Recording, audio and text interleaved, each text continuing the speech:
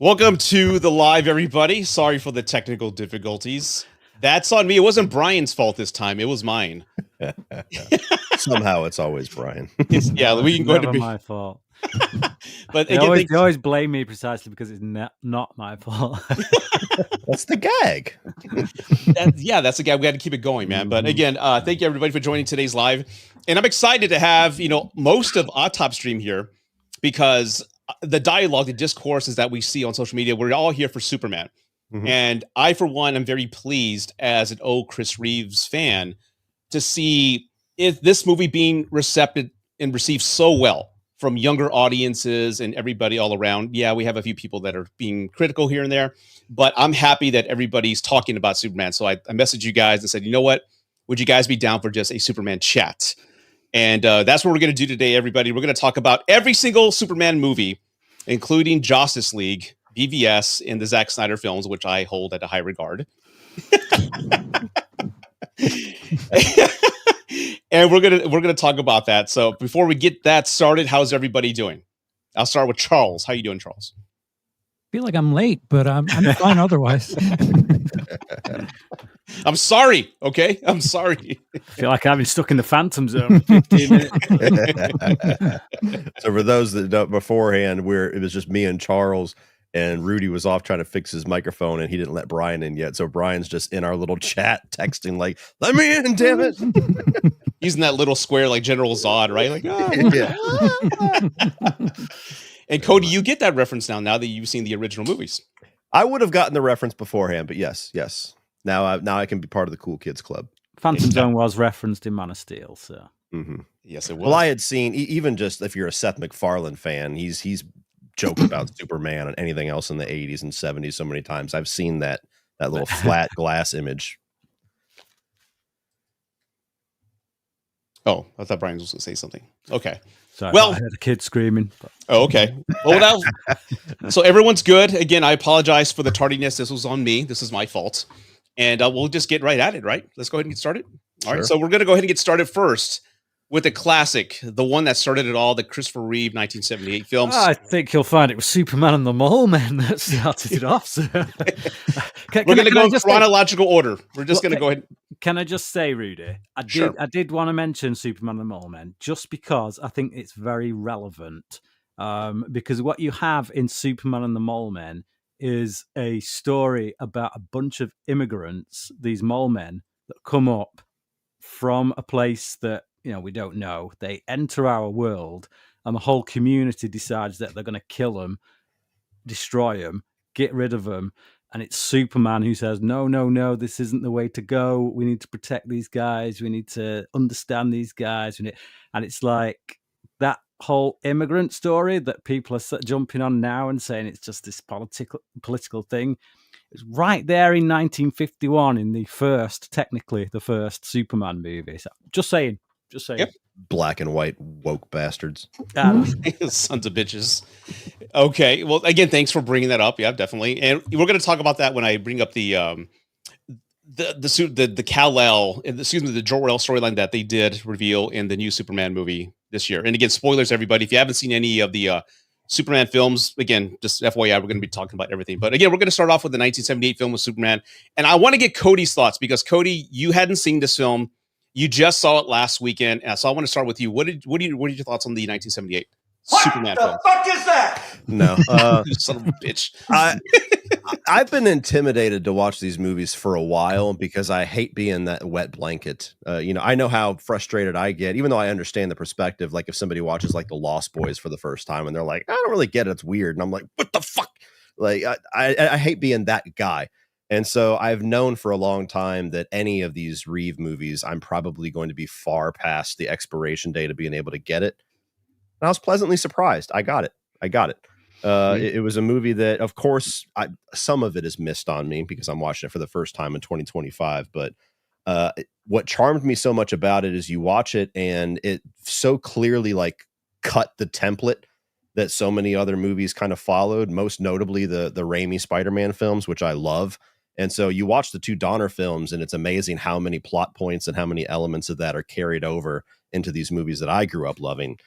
So I think in a way, Raimi's movies made me appreciate these movies even more. Yeah. So Christopher Reeve, I'm late to the party, but of course he's great. I like seeing how he very much plays two different characters very distinctly, even though it's silly by today's standards. And you have the hypno glasses explanation, because otherwise it's like, are you fucking kidding me? Just glasses and nobody can tell. But I like the fact that he very distinctly plays Superman one way, and even his inflection in his voice is different versus kind of dopey Clark Kent, but not dopey in a way where he's like annoying. It's still kind of endearing. I like his chemistry with Margot Ritter real quick. Margaret Kidder. Sorry, I knew I was fucking that up for a second. Margot. I was going to say Margot Robbie and Margot Kidder. And I think that especially in the first two films, their chemistry is pretty good there. The effects, of course, are dated, but not to a point where it annoys me. It's like you can kind of set yourself in the 1978 mindset and appreciate it for what it is. Yeah, it was groundbreaking at the time. Nothing like that had ever been done or tried before, so they were making it up on their own. And I like the fact that they really took their time with the origin. Like, it's an hour plus into the movie before Superman even shows up, and you don't see that too much anymore because, especially nowadays, audiences are so such short attention spans. If you don't have Superman fighting somebody in the first 20 minutes, it's getting called out as being slow and has pacing issues. And so I like that we have that. And really the only thing about the movie that I didn't like, I don't care for the Gene Hackman take on Lex Luthor. It's very archaic and dated in a way that I can't really appreciate, even though he's given a good performance. And I hate the spinning around the earth thing. And it's a shame that I had to see that twice. Boo. Yeah. Okay. All right. Well, and I was kind of nervous because, again, this movie was important to me, and I remember giving you a big deal. And at one time, you better fucking like it. You better like it. 8 different voice messages. Like, okay, when you watch it, you need to keep this in mind. And again, I totally understand it not connecting because of the the length of the movie, two, some of the plot points and performances and comedy, maybe age, and I totally can see that, and also the effects. A younger person who's seen multi-million-dollar special effects that look so realistic. Nowadays, seeing that, it can be a huge disconnect. Like, what? This looks dumb. But at the time growing up, it was everything. And I've said many times that movie embodied like my moral compass. There's a lot of things I didn't decide to do as a kid because, like, what, Superman want me to do that? No, he wouldn't do that. So it was a beacon of hope. It was like a wonderful movie. I was like, would Batman do this? Fuck yes, he would. Let's go. Exactly. Totally different people, man. But anyway, yeah. That was my hero, and I grew up with it, and I hold him dear to this day. I mean, the John Williams score is iconic. I'm glad they're using it in the new James Gunn movie in a different way, like in a modern way, but it's still timeless and considered one of the best scores ever. But Brian, what do you think about the 78 film? Wait, I just want to make a point that Cody said that I get it, like it was some sort of David Lynch film. It's Superman, Cody. There's not something to read into to get. No, I get I get the appeal, Brian. And I get the legacy of it. Like, you can look back at older films, like I didn't get Night of the Living Dead. I watched that and I'm like, this seems very slow. This seems very simple. I've seen all the movies that have expanded on this idea, and I can't mentally go back to the basis one where this one. It's really more. I don't get why this is so big. I don't get why this is so popular. Yes. Not I don't understand this like concept or things like that. But I love the 1978 Superman. I think the as someone who's read comic books, I feel like and I got called out on this using the term dated recently, like for the Superman, for that Superman movie, for the old Superman movies. And when I say dated, it's not really about special effects, it's about time and place. If you look at the comic books that the 1978 movie is emulating, you're talking about your 60s and 70s comic books. Superman was a completely different character back then. I'm used to 90s and noughties comic books, so Superman of that era had a bit of a darker edge. He dealt with like more serious kind of foes, not just like weird little alien things that were like Batman 66 level kind of multicolored. And there's nothing wrong with that. If that's your era and you like that, then I understand why that movie appeals more to you. I love the grounded nature of it. I feel like for me, once it does get a bit like Cody, once it gets into Lex Luthor doing his old plots for land and stuff like that, it becomes very much 70s comic book kind of type villainy thing. Whereas to me, that doesn't float my boat as much.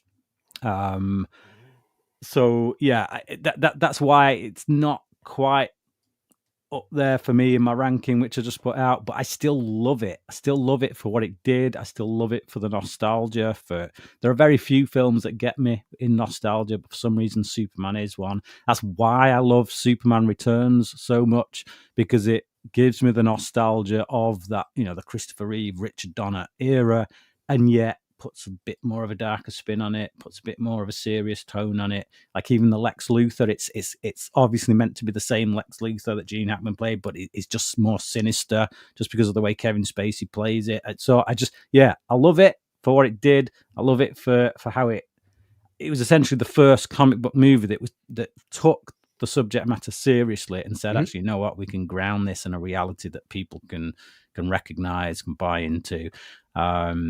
It's just, but I think partly because of that, when we do get into the more fantastical elements, I'm pulled out of it. Whereas if you look at like James Gunn's Superman movie, we come it right in at the start into fantastical elements, and they remain. So I'm never thinking, the fantasy element just seems to clash with it a bit more. So yeah, I think special effects wise, the physical stuff, like you watch that chopper scene where the helicopter falls down the building, still looks great. It does. Still looks like you're seeing a physical helicopter fall down the side of a building. And yeah, this is prior to Twilight Zone, so they were still using real helicopters back then. Yeah, so it's like it's all practical stuff. So it's just I always love stuff that you feel you can physically reach out and touch, because it's there, they're filming it, it's not just something they put in later. So there's a lot to love about it. So for when I rank it a bit lower, that doesn't mean it's a bad film. It's just okay. Charles, I didn't do my homework on the Reeve stuff, so it's kind of rusty for me, but yeah, it's fine. It's nothing that, like, it doesn't stick out in my memory too much, but I've always kind of been more of a Batman person than a Superman person. And I don't know. Why? Okay. Just kidding. Just messing with you. But yeah, again, it holds dear. And again, it's groundbreaking, considering this film is almost 50 years old, almost. And it's still renowned and hold it high regard and still used as a good template. I mean, it still stands out and it's lasted the test of time. So again, it's always going to be hold a special place in my heart, but I don't know where I would rank it. Now, this isn't a ranking, everybody, by the way. So I want to be clear. We're just discussing the films. I wouldn't know where to put this now that the 2025 films come out. So we'll get into that later. But moving on, we're going to go ahead and talk about the Lester cut, theatrical cut for Superman 2. And do you want to go first, Brian? Yeah, go on. Like this was my favorite as a kid. And again, this is the thing. It's about childhood sensibilities versus adult sensibilities. And for some people, that doesn't change. And fair play to him. Like one of my patrons, Aaron White, he seems to retain that childlike glee. It doesn't mean he's childish, but he has that admirable kind of childlike way of being able to hold on to the things of his childhood and still view it through the same lens, which I'm kind of envious of. Whereas I'm a bit more, I guess, a pessimist, I guess. I don't know, whatever the word is. I look at it through my adult brain and I can't review it in the same light. And like as a kid, all the humor, all the action, that's all I cared about. It was great. It was the best film ever.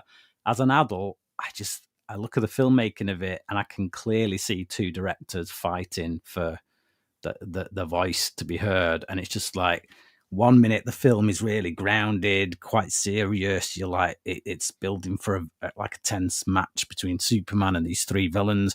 And then the next minute it just goes all slapstick humor and you're just like, what the hell is this? Where does this come from? Which again, you don't notice as a kid, so you just love it all.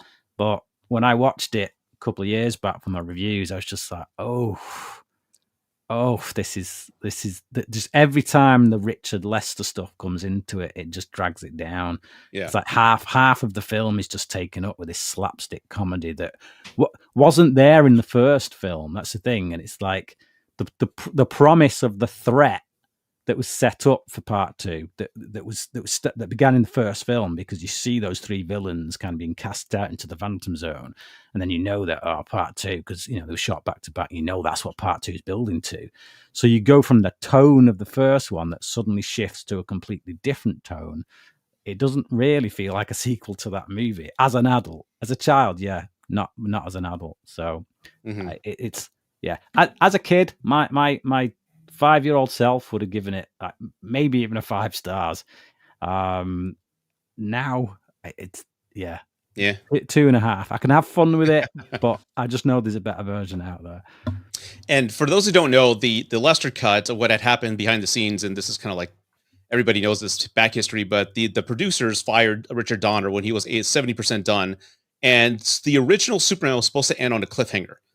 And the part two we're supposed to get the criminals from General Zod, and it was supposed to end with the world spinning at the end of part two. But again, since they wanted just to kind of like get that big climactic moment, they brought it into part one, and they kind of redid everything after they fired him. So again, most of it was filmed. A lot of the scenes with a lot of scenes with Gene Hackman and Brando were already filmed. So it was done. But then again, to cut on costs, they went ahead and brought this other director who had more of a comedic tone to bring some humor into the film. And there definitely it is. And again, as you said, Brian, as a kid, it is funny. There's somebody walking out of a Kentucky Fried Chicken and someone's wig flying off and roller skating down the street. It's like, okay, it's funny as a kid, but as an adult, you can see the tone. So I totally agree with that. This is the one that I saw a lot because HBO used to show this all the damn time. So I saw this way more than the original. And it wasn't until I was like maybe in college or high school where I started going back to the first and I saw the complete difference in just the tone and theme of it. So it's not my favorite, but again, it's the one I grew up on. And Cody, what did you think? Well, this one I was really curious about because I had never seen either of the cuts, obviously, but I had known all the backstory. And so I watched both of these cuts back to back in the same night with no context or idea what was the difference. And I was expecting something along the lines of maybe Justice League to Zack Snyder's Justice League, where you have this massive change. And when I was watching this cut, it stood out so much to me where I'm like, oh, it's pretty obvious what in this cut was the reshot stuff, because it was all the really slapsticky. Like, I really liked the Margot Kidder jumping into the river. I like that sequence that's unique to this one. My 8-year-old got a big kick out of that one, but it's really just a retool of the opening of the Donner cut. But other than that, yeah, I just found myself puzzled where, I'll talk more about the overall story of the movie and Donner, but as far as specific to this one, as soon as you get to the third act and, you have Superman like pulling off a cellophane thing and throwing it, and it bounds the guy up just for him to get back up. And it's like, what did that accomplish? And suddenly they're teleporting all over the place. And then you get the magic kiss where he's able to like wipe her memory. And I'm like, where the hell is all this coming from? And you get so much of it just back to back to back to back in the last 20 minutes, where the third act of it, I didn't mind the movie at all at first. I was like, why do people hate this? This is still kind of fun. And then the third act kind of killed it for me, where I was like, oh wow, yeah, this is kind of rough. Isn't there's a bit in it as well when Zod is spinning someone round with his finger, and you're just like, where the hell have all these powers come from in the last 5 minutes? But he levitates them, right, with a beam of light coming out of his finger. Like, and just like none of this was established in the first film, and yet all of a sudden they're just like blitzkrieging all these like new powers without any explanation at all. It's like, it feels like they brought somebody in that had a comedic tone but didn't understand the character or the world. And so it was very, very similar, maybe even more extreme to the whole Justice League thing, where they just like two totally different tones, and they're like, "Here, fix it," and all it is. Yeah, I like that what you had told me when you're watching it with your daughter, and he loses his powers, and she says, "Well, how the hell are they supposed to get back?" Dude, it was awesome watching these movies with her, because she was coming up with things that like it felt like an adult would have to say. So yeah, they're in Antarctica. And he's like, I love you, Lois. I'm going to give up my powers. And she turns to me and she goes, how are they going to get home? And I was like, that's a good point. And, I have another issue with that whole plot. When I'll get to it in the Donner one. But yeah, it was awesome watching these movies with her. Yeah, I thought the same thing as she did. I thought as she did, because at the end, after he defeats Zod, he more or less kills him, right? But they fly away and they leave Lex Luthor at the fortress. I'm like, what about him? Are they going to let him die and freeze to death? What are they going to do? So they left him there.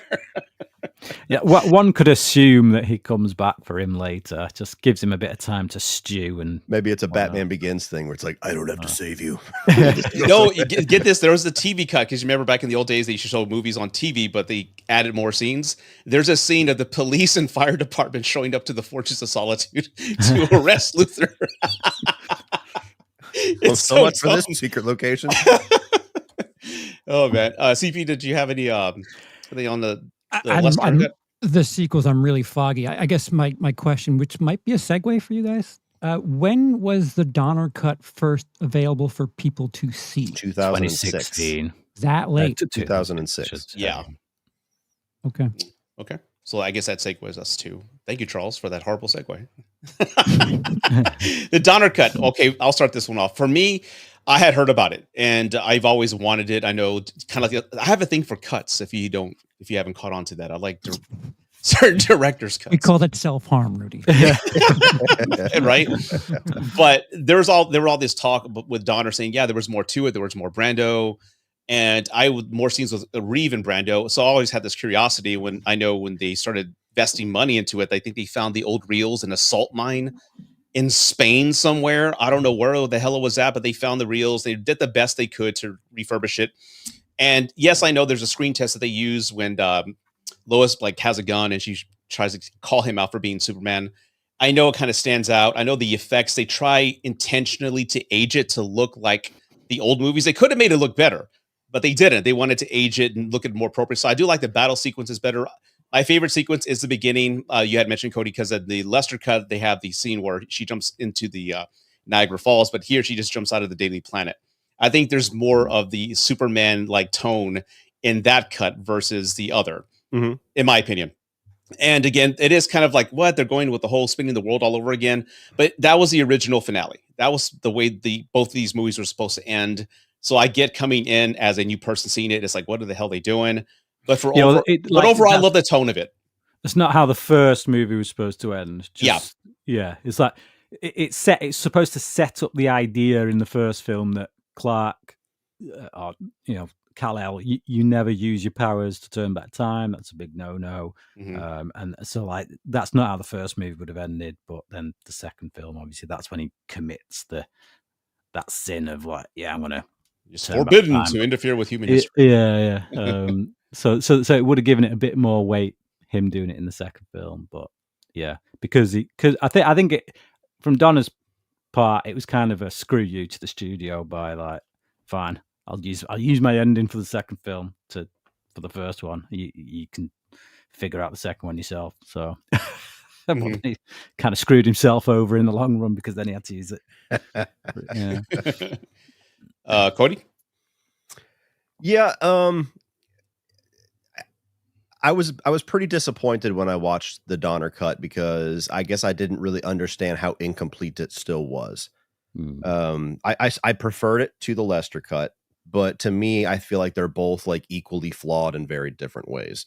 Where you have one that has all this inserted humor and it doesn't quite flow together right. And there's wacky powers and everything. That at least feels like a completed movie.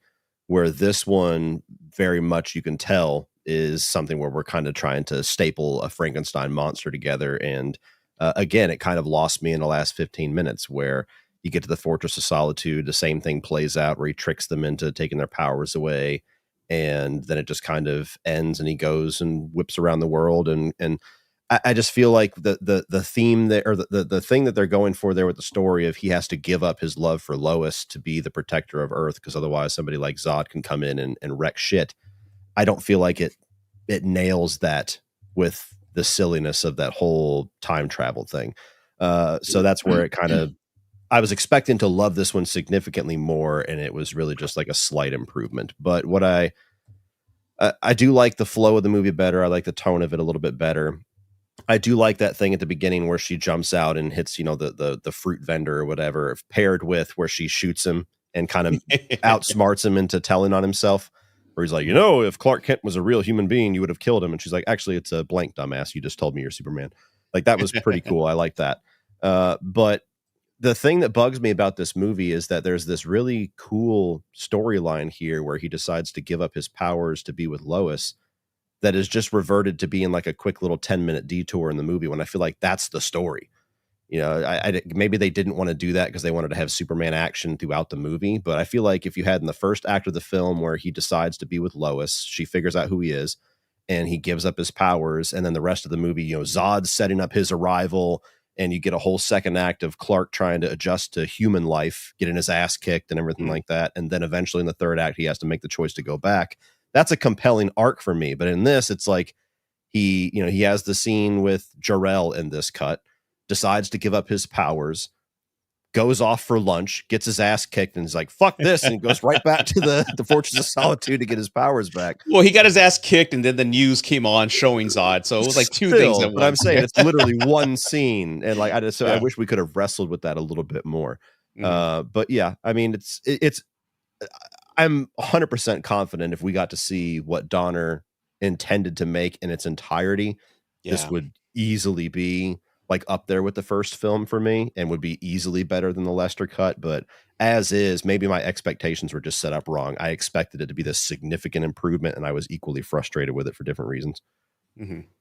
There is my favorite scene in that movie that I still watch occasionally because every now and then I'll go revisit a scene. And this one in the Donner cut, instead of Superman's mother that we had in the Lester cut, here we have him having a conversation with Brando. And he's actually, according to Donner, he's acting like Kal-El. So to see Christopher Reeve play a third character, like a formal, like talking to his father, that scene I think is one of his best scenes ever, and that's to me stands out to this day as him being one of, even now, the best actor to ever play Superman. I just love that conversation he has, and just kind of saying, "Look, what else can I do for humanity? I've done as much as I can. When will I be happy? When will it come time for me?" That whole point, that whole dialogue, that back and forth is like perfectly written, perfectly acted. So that's one of my favorite scenes. Yeah. Charles, did you have nothing, right? You can jack shit, nothing. You're gonna certainly for 3 and 4. You're gonna skip me until it returns. Okay. Well, let's go on to the infamous Richard Pryor Superman 3, which again, even as a kid, I get at the time Richard Pryor was like a great comedian. I mean, he was just the biggest comedian at the time. They wanted more comedy, so again, Lester directed again. And I think they're just going off the rails here when it comes to like delivering a Superman movie.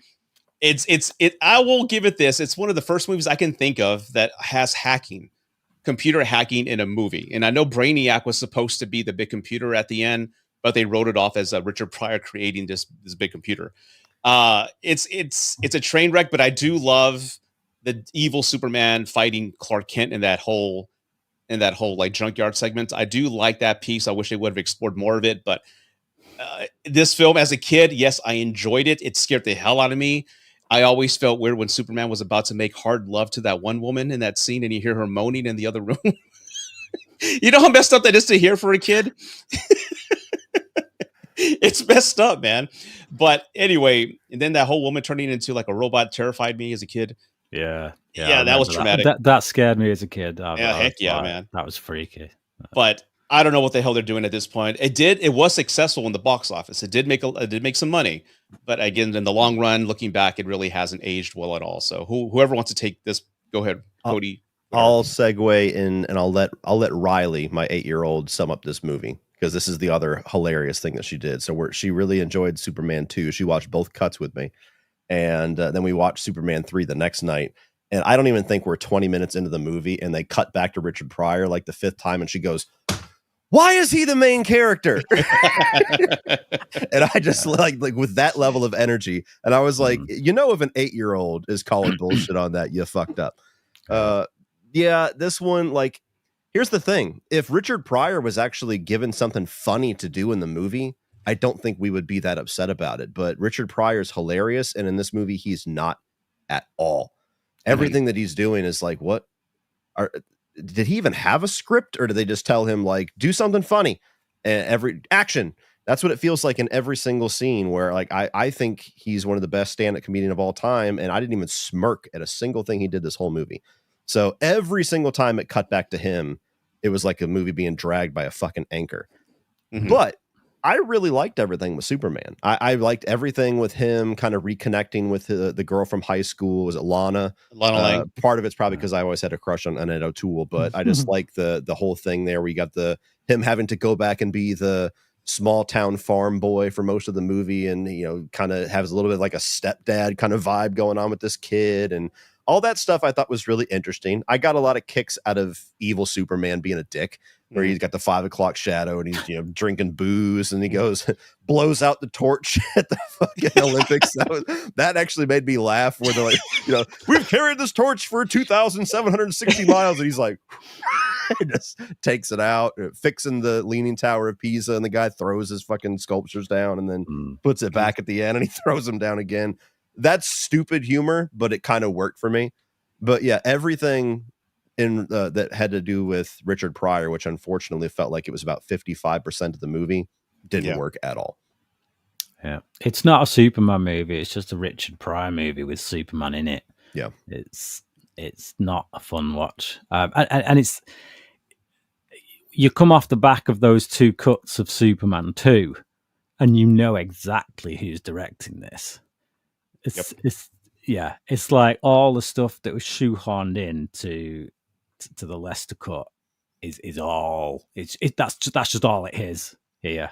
Like I remember the evil Superman, and I remember the robot at the end scaring the crap out of me as a kid.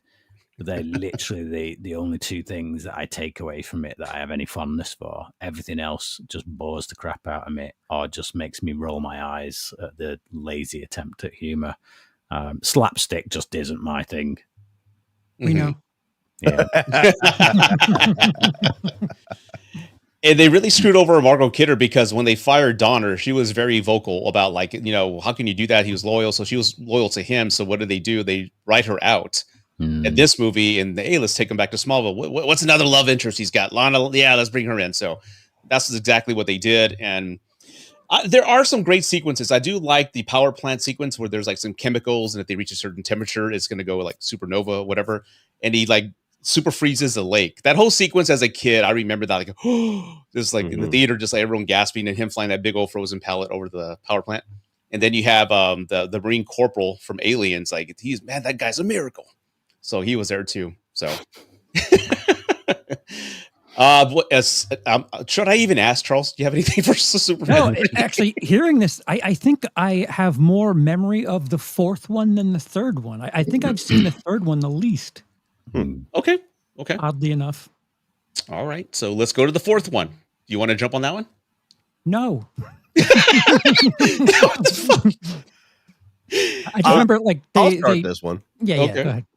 So I actually toyed. I was editing my ranking; it hasn't been released yet. Right before we went live, and I toyed a little bit with whether I liked Superman 4 or Superman 3 less. Like, they're basically tied for me. I enjoyed them not at all, pretty much equally.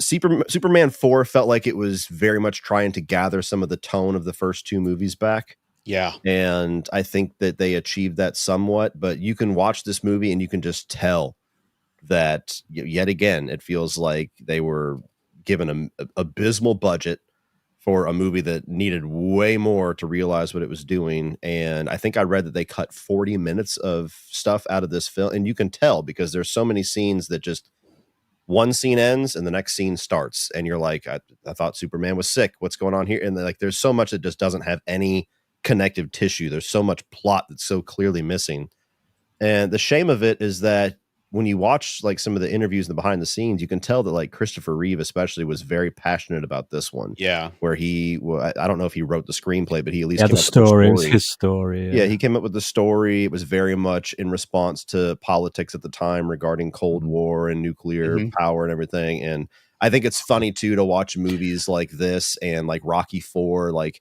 movies nowadays, especially ones that are planning on making blockbuster type money, they would not even dare touch politics of today like that directly, and to see movies back then like give no fucks and be like, yep, this is what's happening and we're talking about it. It's interesting. I don't you have Gene Hackman back here in an even more campy version of what he was doing before, which I didn't care for. What is it, Atomic Man or Nuclear Man? What is that? That whole thing was kind of lame to me. You need to see the uncut version where you see the first draft of Nuclear Man and how he's kind of like a bizarro, like childlike monster. It's on YouTube. Check it out, and you're just going to shake your head when you see it. Didn't they repurpose like a bunch of just green screen stuff? Where Yeah, it's the same effect of him flying throughout the entire movie. It's the same shot. Yeah. And it's Canon that produced this. So, they're infamously known for being cheap. So they bought the rights from the Sulkans and they went ahead and made it, but of course, incredibly cheap, and you can see it. It's bad. Yeah. If this film had the budget of even like just the third movie, like I'd rather they'd have scrapped the third one, done this one, but with the budget of the third one, and I think it could have been quite special. I think there's a decent idea there, the germ of an idea. It's just no budget has been thrown at this thing at all. What the hell was John Cryer doing in this movie, by the way? Everything with him is like, do you know what movie you're in? Like, there's one, he's floating in the air and he's like, oh no. He goes on the to play nephew. Lex Luthor in the series as well. So, I saw it as a kid, and I had my stop and go Kryptonite Slurpee in the theater watching it. And I enjoyed it because, again, you're a kid, you're oblivious, right? You're watching it, you're having a good time. Hey, I like Mortal Kombat Annihilation when I saw it as a kid. So you see, there you go. We don't know better, right? But looking back, you're right. If you look at the scenes where Reeve is in, he really gave it his all. Like, again, it's a really calling out. Maybe this will be considered woke nowadays, right? Because he's talking about real world politics and just nuclear weapons. Nowadays we'll get into that later, but the speech he gives at the UN, I think, is incredibly one of the best scenes of the movie. And it really gives you a feeling of what Superman's supposed to be for the planet and for everybody. He doesn't want Earth to fall in the same fate as Krypton, destroy themselves. So he's trying to do his best to prevent that. So that's noble. That's a great element for a movie. But again, if it had the funds and it had the budget to make it worthwhile, like part one, I think this would have been a great closing for the Reeve movies to have that type of story that not only affects us, but the world, and making the world a better place and getting rid of all the nuclear weapons. I think that's a very noble story, but it's a shame that it ended up into what it is. It's sad. That was the last time we got to see him as Superman. The whole thing, I kept thinking, when you have that sequence where he's going around the world and he's gathering up all the nuclear missiles and he puts them in a big net and he swings it and throws it towards the sun. I was like, how fucking funny it would be if he like killed the sun. It's like, oh shit. Yeah, man. So that movie is horrible. Yeah. So anyway, let's go on. So again, this is like late 80s. So now we're going to go through the 90s. And I remember in high school always wanting a Superman movie. We had the death of Superman was 92, 91. It came back and there was news of Tim Burton making a Superman movie and Nick Cage being Superman. So I was like, at the time I was a big Nick Cage fan, but like, no, he'd be the worst Superman ever. No, I don't care. Because he named his kid Kal-El. Look, I was scared to death that was actually going to happen. It didn't happen. But then we're going to the 2000s and Singer? What's his name? Is it Brian Singer? Brian Singer. Yeah, that dude. He makes some movies with the X-Men and Spider-Man movies with Sam Raimi. Great parties. Movies are back. What's that? I said great parties. Oh, you had to bring that up. Okay. So anyway, comic book movies are back, right? Because Batman and Robin kind of killed the genre for a little bit. And now they want to go do Superman again. And they bring in Singer. And I do like what he did. I like the idea of Superman Returns, where it's really just they're going back and retconning, getting rid of 3 and 4, and it's just going to be a sequel to 2. They're honoring the Donner vision. They're bringing Brando, and they're going to kind of close that story. I remember it coming out, and I lied to myself leaving the theater saying I loved it, but deep down I was bored out of my mind, and I didn't like the film whatsoever. I'm the opposite. I did actually. I don't want to hear from you in a second. Just give me a second. I just think they could have done more with Superman. I get the whole theme of him feeling alone.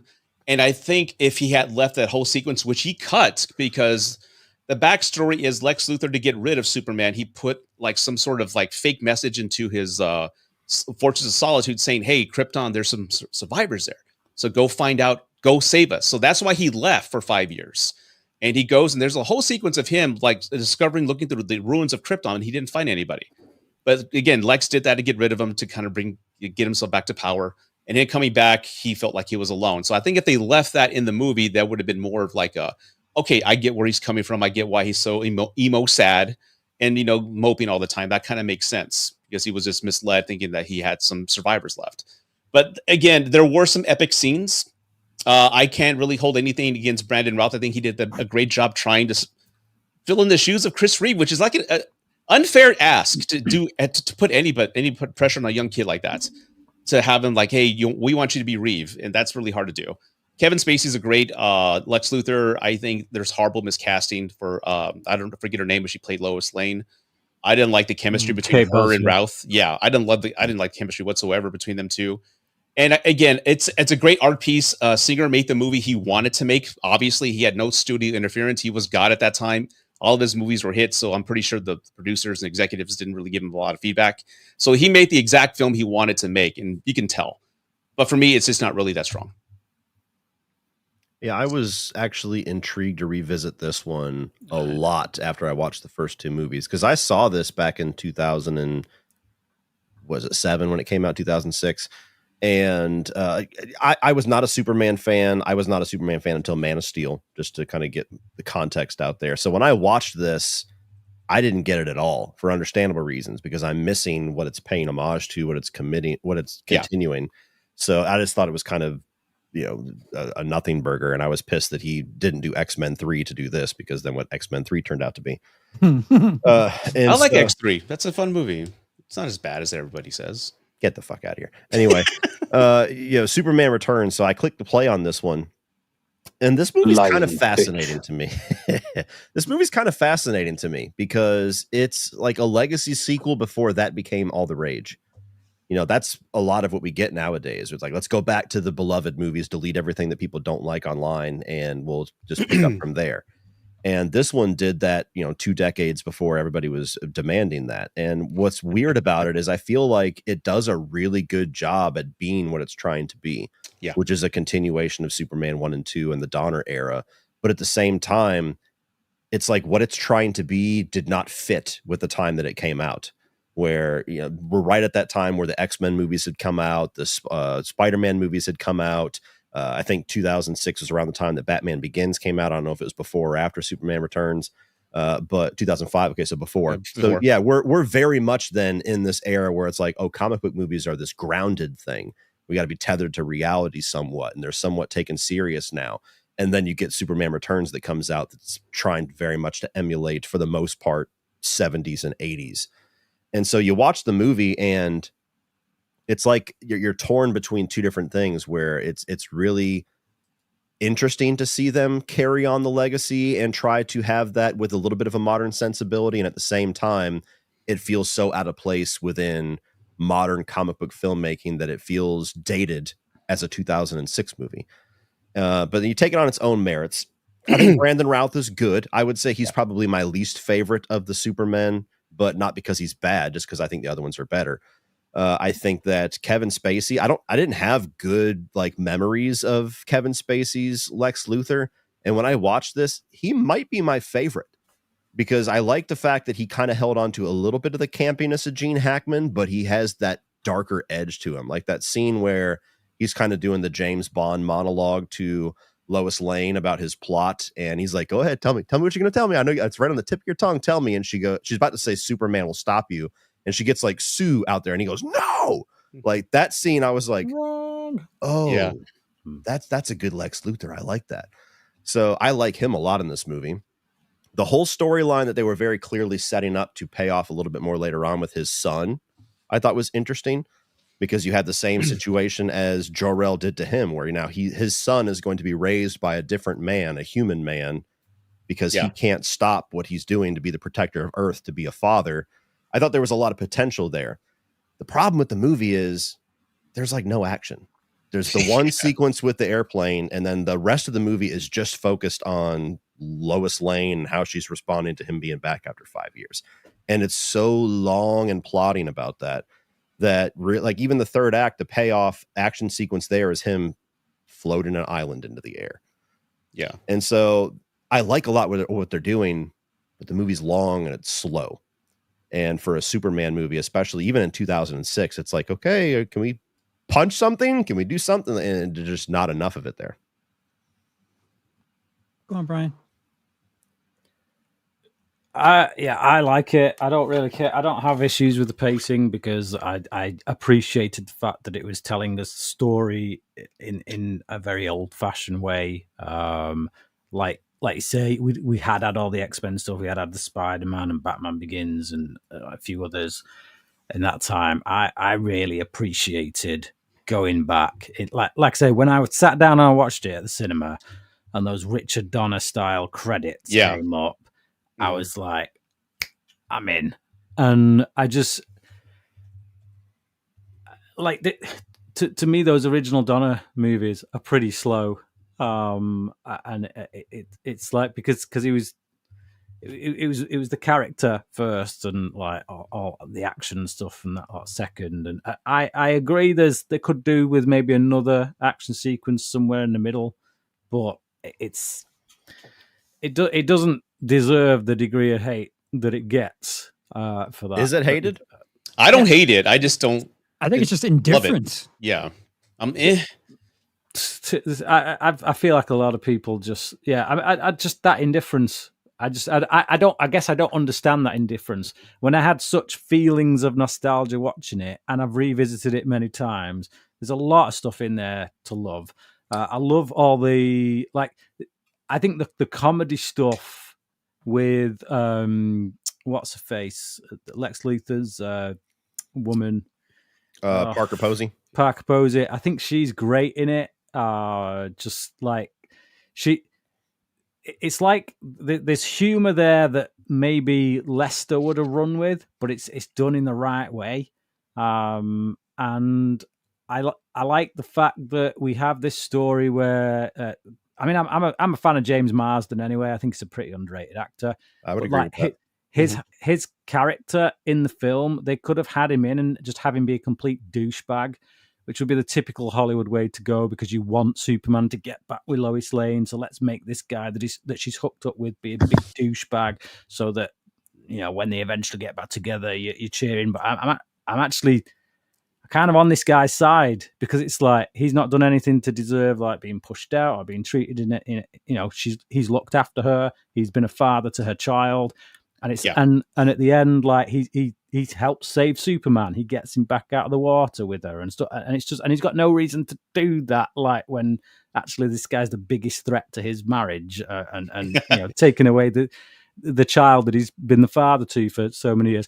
And it's just it's just character dynamics like that I really love. The stuff with Lex Luthor on the island at the end when he shivs Superman with a kryptonite blade. It's really dark, that moment when he just he takes away like Superman's dignity when the guy just grabs his face and drags him along the floor by his face, and you just like, and it's quite painful to watch, because Superman is such this like beacon of light, beacon of hope, and like he's just, and it's in a way it's symbolic of the way the world we live in has kind of taken those symbols and just treated them like with a complete lack of, you know, respect or dignity. And for me, there's just so much in it that I really love and really like. And just like, I will agree. I think Kate Bosworth is the least effective Lois Lane. I feel like she's not terrible or anything, but it's just, there's just no real charisma coming from her. Yeah, nothing like Margot Kidder and Reeve. I mean, I know they're two different actors, but if you're trying to replicate that, there was nothing there between them. She was actually kind of mean to Clark in that movie. This cold to him. I'm like, what's going on here? Like Kid has got an energy about her that's just like quite infectious. You know, she doesn't like, she's not super good looking or anything like that, but the personality is kind of like, yeah, I get the attraction there, because she's just quite an infectious personality. But yeah, there's not, that's my biggest downside with Superman Returns is the Lois Lane, you know, stuff. But beyond that, I really like it, and I like this notion of, you know, what if Superman did have a child, and like again, there's loads of scenes in it. Like, there doesn't have to be huge amounts of action, but if the character stuff that's unfolding on screen is actually interesting, like I like the stuff with the piano when Lex is like just figuring out, hang on, is this kid really Marsden's kid? I love his performance in that scene too, where he's like, who's that boy's father? And she says the name. He's like, are you sure? Yeah. And it's just, and he takes the guy out with the piano, and you're like, whoa, okay. And it's like, you know, and you know, there's potential there for like a Brightburn kind of thing, but it's I don't know. For me, I find a lot in it that just again, added to the nostalgia. I just think it's a severely underrated film. And Brian, I for one walked into this movie wanting to love it. I mean, if anybody wanted to love it, I wanted to, because again, I love the movies. I love that they were using the same score. Brando, I love that they were using what Donner had built. I went in there ecstatic, but for me, it's just the pacing and the chemistry between Lois and Clark in this movie is just non-existent. And I think there's a good maybe 30 minutes they can trim from this movie, just to kind of just make it more of a faster pace. But if it's recut, maybe it would work, but it is drag, man, in my opinion. I mean, I get the emotional pieces, they were meaningful when they happened, but I just needed more. Charles, did you have anything on Superman Returns? Yeah, actually, I kind of prefer Superman Returns to like half of the Reeve stuff, and I think the main issue is if you take Returns and just like release it now, you forget about 2025 or just release Superman Returns now, it might hit harder. I think part of the issue with its release in time is, like Cody referenced earlier, meta was becoming more and more a thing, and there was much more grounded things happening with superhero stuff. And as the resident normie, it's fascinating that with X-Men there was subtext, and Bryan Singer was like, he did a really good job of making superhero movies something different. And at 5-6 years later with Superman Returns, it doesn't hit, or it doesn't like pivot the discussion for superhero films the way he did with X-Men. And I don't know, it's like a really nice fan film, and I'd much rather go back to this than certainly 3 or 4. It's just, I think it was released in a really weird time, and it just didn't fit in the era. Yeah. There's this great one joke that Kevin Smith always said, that like, if I was Lois Lane in this movie, I'd be pissed because at the end of Superman 2, Superman kisses her and it wipes her memory out, right? And all of a sudden she's pregnant. and he's like, if I were her, I would have walked up to him in the hospital at, it's supposed to be a poignant moment, like, motherfucker, when did you rape me?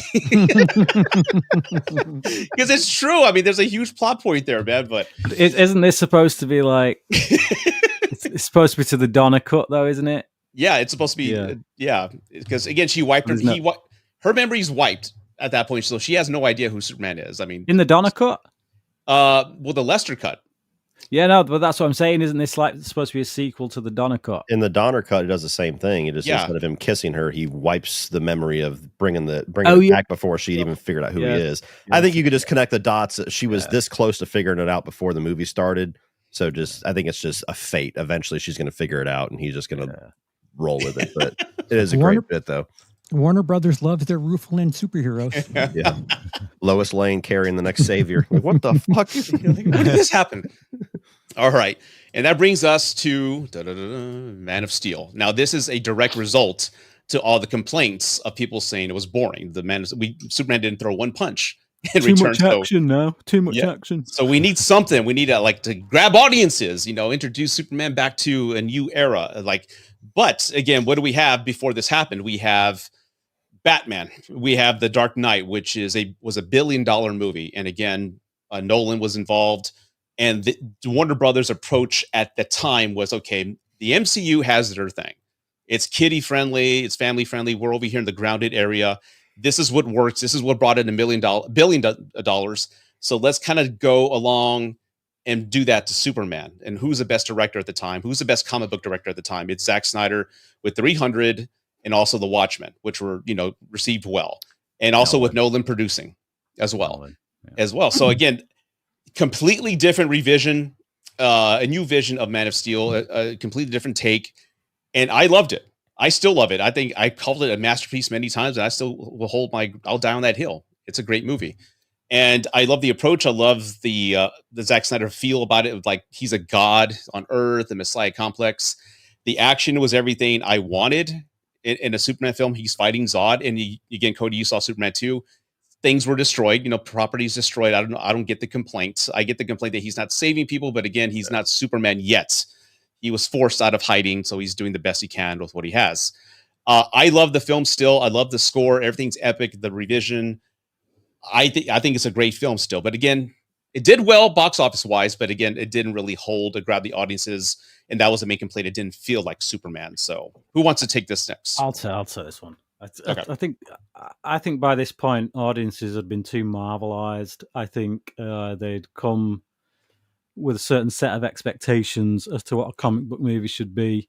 And I also, people who say this isn't Superman, like you just this, like Donna got Superman, and it's like, no, Donna got Superman of a particular era, and that was that was perfect for that era. And it's just like, it's like Batman. You got 80 years of history there. There's so many different interpretations, so many, I look at Man of Steel and I see Kingdom Come. For anyone who's like read the Kingdom Come graphic novel, it's phenomenal. And that's the kind of stuff that Zack Snyder gravitates towards. That's the kind of stuff that he uses as a springboard for his movies. So it's not, you can't argue that one is more comic book accurate than another. Which comic books are you talking about precisely? It's like saying Batman and Batman Forever isn't comic book accurate. Well, have you read a 60s comic book? Because it's pretty accurate. Is it accurate to 90s comic books? No, it's not. So it's just like, what those arguments for me just never wash. Man of Steel for me, it's a perfect like comic book movie of your Kingdom Come kind of vibe type iteration of Superman. I love it. I love the visuals.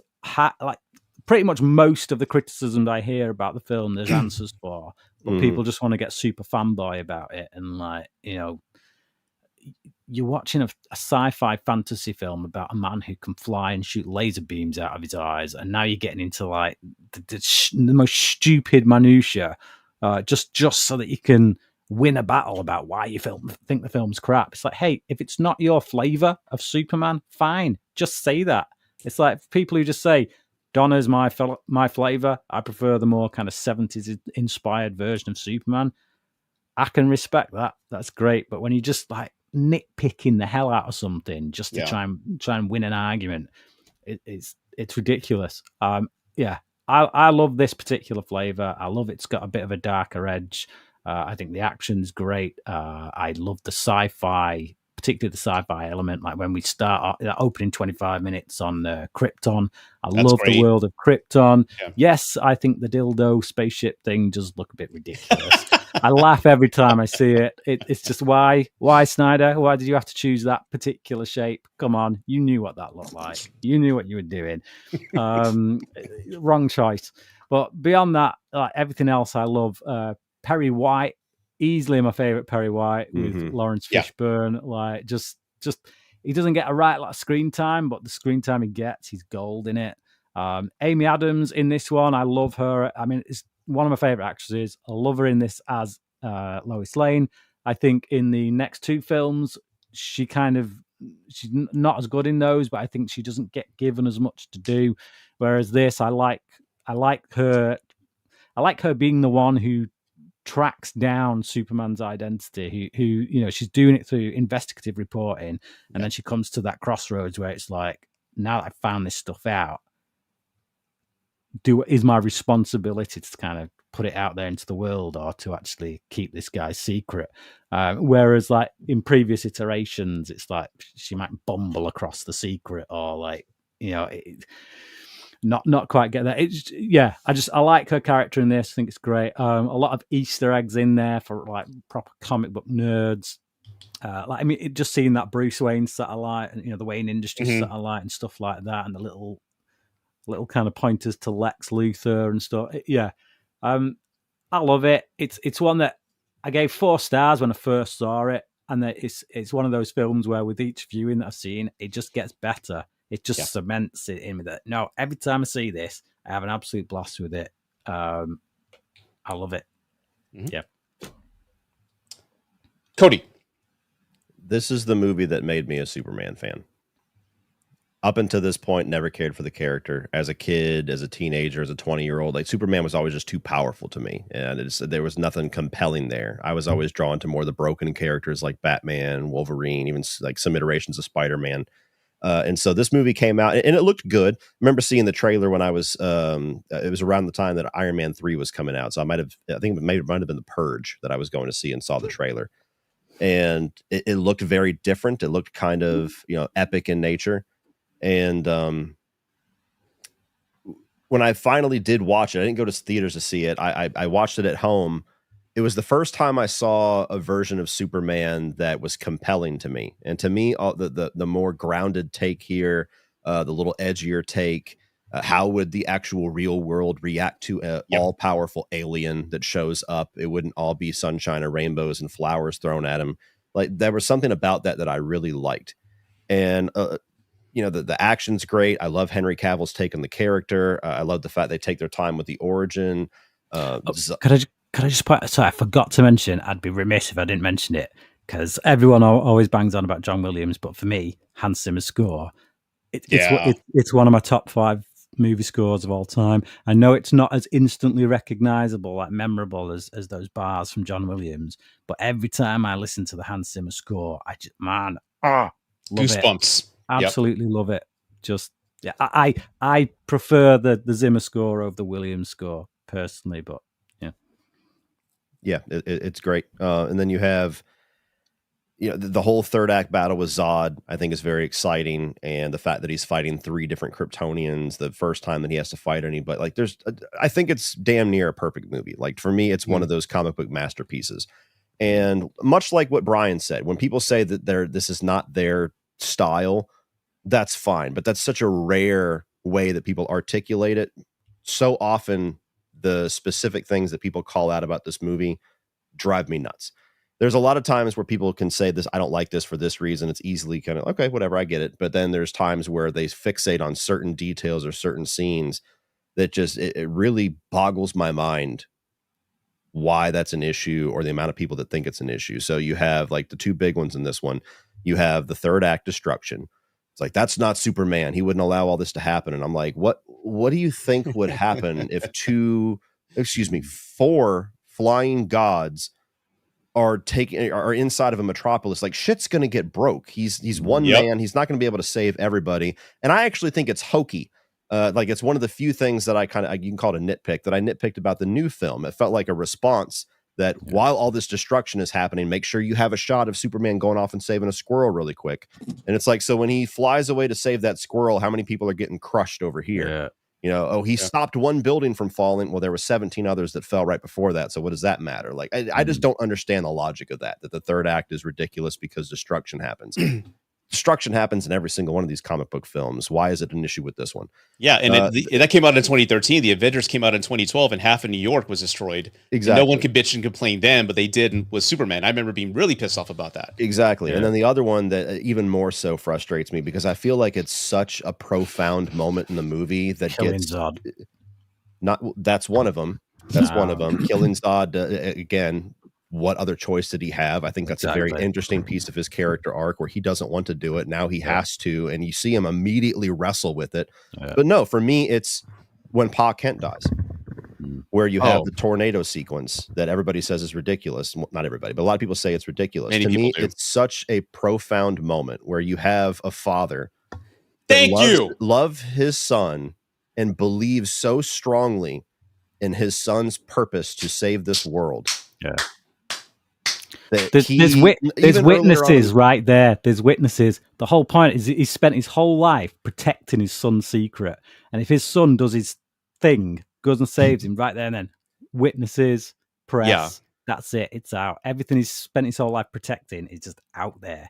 And he was all about giving Clark a choice when he's ready to show himself to the world. The world's going to react in this way. So he was protecting him. He didn't want this moment to force him to make that choice. That's why I cry when I see that scene, dude, because again, he's doing it for fatherly reasons. Yes. And what is even so fucking confusing about that? I don't get that. Even Clark as well. If you look at the expression on his face, you can see how he's wrestling with that, because he's torn between doing what wanting to save his father, but also wanting to do his father's will. Yeah. And it's that's part of the whole crux of his character, which is that at a certain point in his life, he's going to have to go out on his own and decide when am I going to be the man that I need to be. And part at this stage is still being the man that his father's telling him to be. So at the expense of his father. And I think you see all that. He's wrestling with that in that scene. Like you see it on his face and stuff. I've never had a problem with that. It's totally nonsense. It made complete sense to me when I first saw it.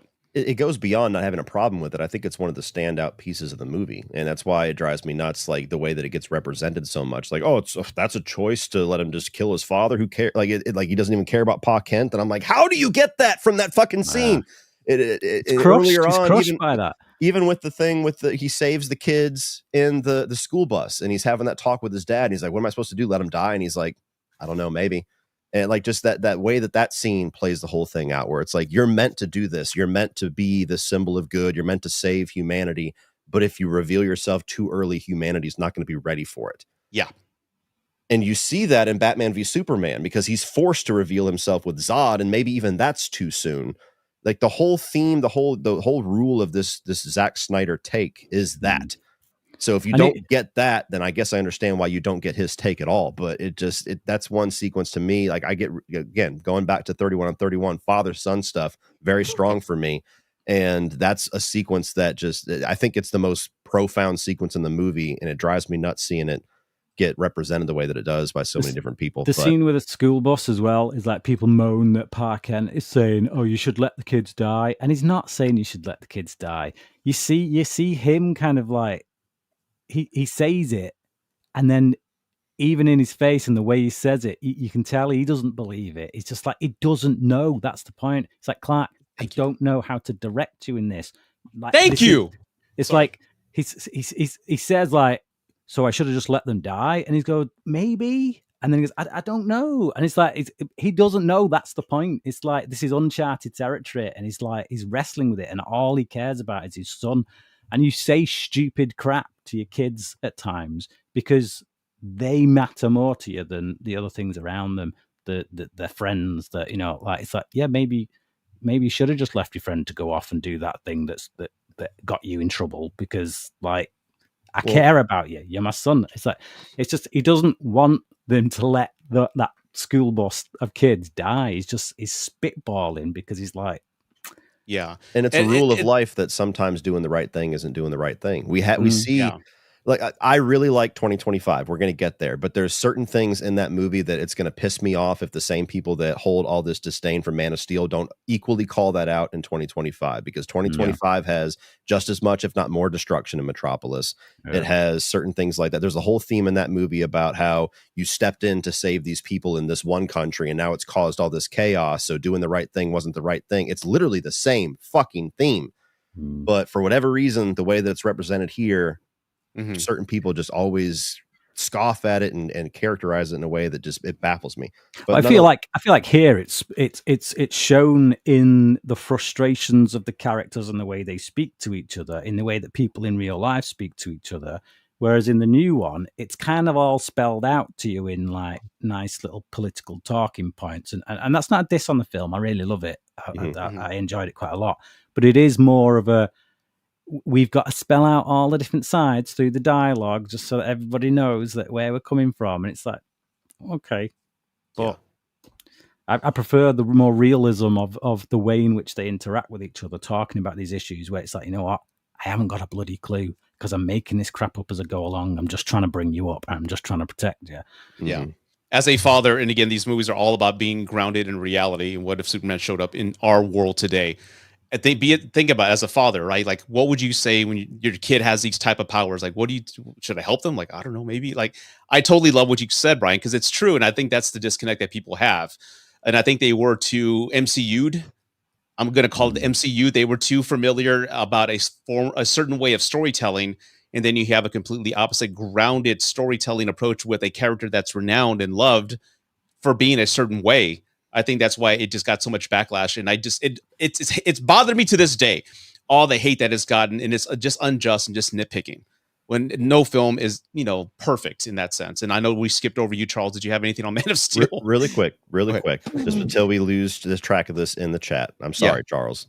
So this is exactly to my point. And Jeffrey, this is no disrespect to you. Jeffrey Neiswander says, but they evacuate the city in the new film.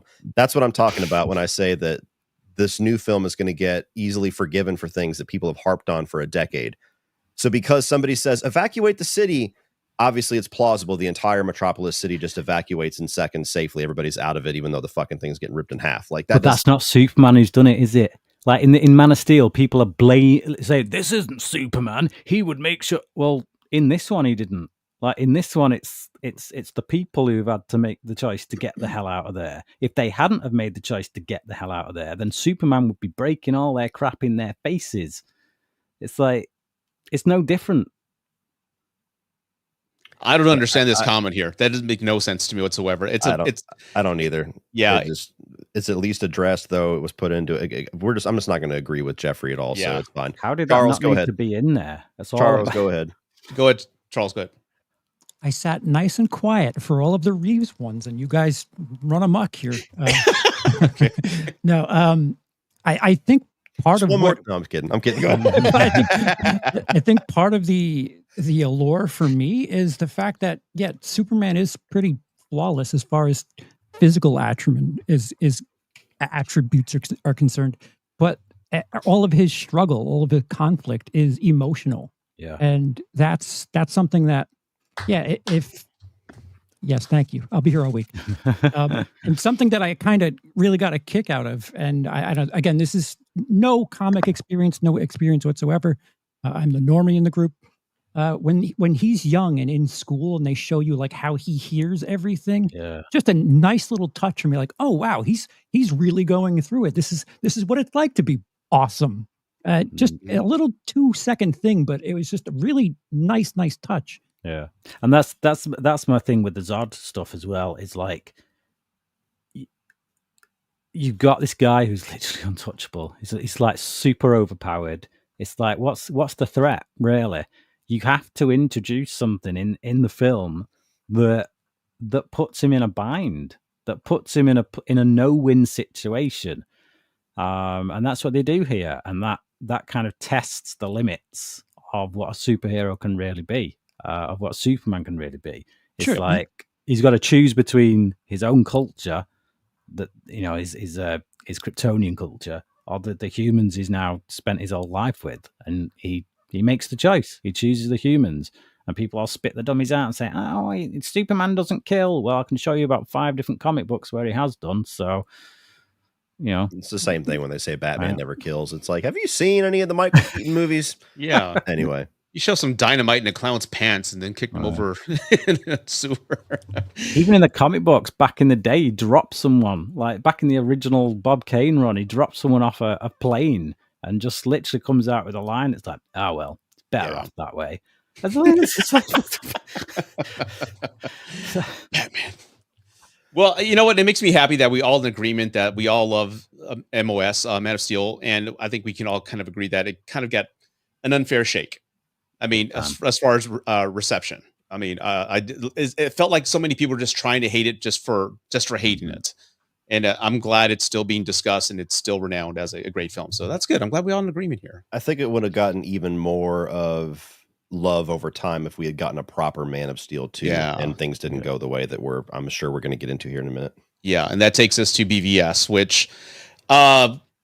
Again, I would agree that they should not have shoehorned Batman in so fast. But again, I get they were trying to keep up. The Warner Brothers leadership is, in my opinion, primarily at fault for everything kind of going to shit with the DCEU. And here we bring in Batman. So what are they going to do? They're going to bring in like maybe the Dark Knight Return storyline. But you can also see at the beginning of the film some hints of what Man of Steel 2 was supposed to be, mainly the world reacting to him and the destruction of what he caused and the political acts and him intervening with other countries and saving people. So again, that dialogue's there. I love the with Batman coming in. I do like the approach they had with him. He's jaded. He's been doing it for 20 years. Everybody that was supposed to be a good guy has turned bad. He just has no faith in what he's done. He thinks he's wasted his time. So he sees Superman here and he's thinking, okay, 20 years in Galford and 20 years in Gotham, Alfred, how many people have stayed good guys? So he thinks eventually Superman is going to become something evil. So that's what he's doing. He's trying to come up with a way to stop him or the means to kill him before he ends up burning the whole place down. So I do like that vindictive, like burnout Batman that we see early on. He has no faith in humanity or himself, and he sees a threat. He wants to do something about it. Again, I love this film. The director's cut I prefer much more than the theatrical cuts. Yeah. I remember seeing this movie in the theater and leaving exhausted with a migraine because it was just so much going on, but I was happy that I had that. I walked in expecting a certain theme that was not going to be MCU, and I got that.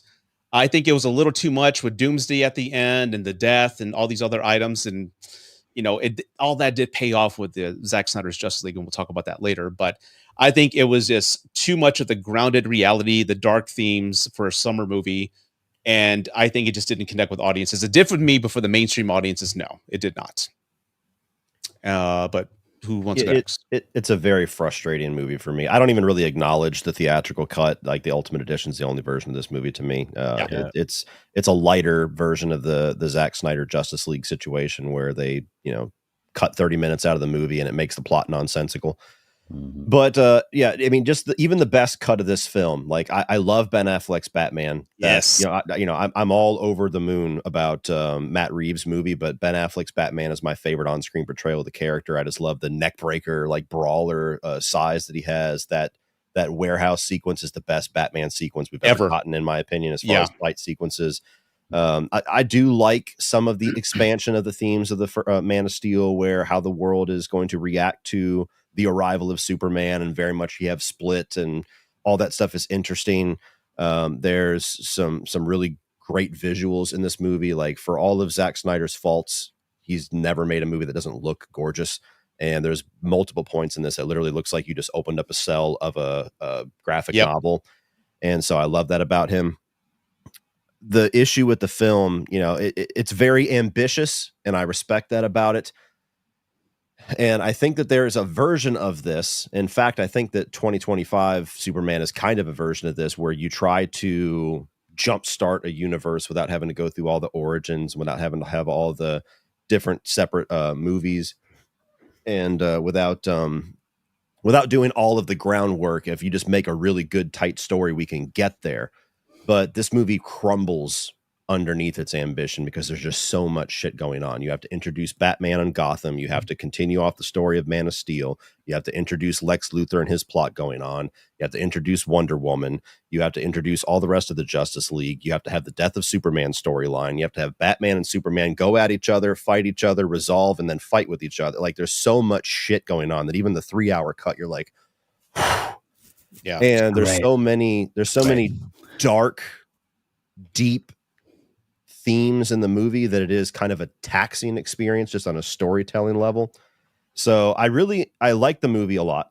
I always enjoy it, but it's definitely, I think it fails trying to do too much too quick. And if we had gotten this 4 or 5 movies into this universe, I think it could have easily been a masterpiece, could have been a $2 billion film. But what we get here, there's a lot of it that I like, and there's a lot that I don't like. Prominently, Lex Luthor. I've seen it so many times. I've heard all the defenses, and I do not like Jesse Eisenberg's version of this character at all. The sense of he figures out who Batman is, and he figures out who Superman is, and we never get any explanation for that. Like, it's very poorly written, in my opinion, and I just don't get the take that they were going for there. The death of Superman thing, I think, is a great sequence, but it happens too soon in this universe. And while I think Wonder Woman is integrated in a pretty good way for her, like, pseudo introduction, all the other Justice League stuff feels like it's, again, a movie trying to do way too much. So I could go on for another hour on this one, but a lot of things that I like, but it's always been a very flawed, frustrating film for me. Charles? Yeah. In a film that's called Batman versus Superman, was that just not enough, or did we have to keep throwing extra shit in? The whole third act felt like it was, I don't know, like trying to win a race or something and add things to the fire, where I would have been fine with just Batman versus Superman. I much prefer the first 2/3, and I kind of like fan cast where things would go in the third act, but overall, I appreciate the movie. I just kind of get bummed out at the rushed, just so many cooks in the kitchen. It just kind of gets a little too full for me in the end. I do think you feel a difference with this one being Zack Snyder being the one writing it versus Man of Steel, where you had Christopher Nolan and David S. Goyer doing a lot of that legwork. I think there's Did he write it? I didn't know Chris Terrio. No, Chris Terrio wrote it. Didn't Zack Snyder have a hand in it? It's story-wise, but it's Chris Terrio wrote the script, so he did Argo. Yeah. Oh, okay. So he's coming off the back of Argo onto this, but I love it. So I'm the Batman guy. Just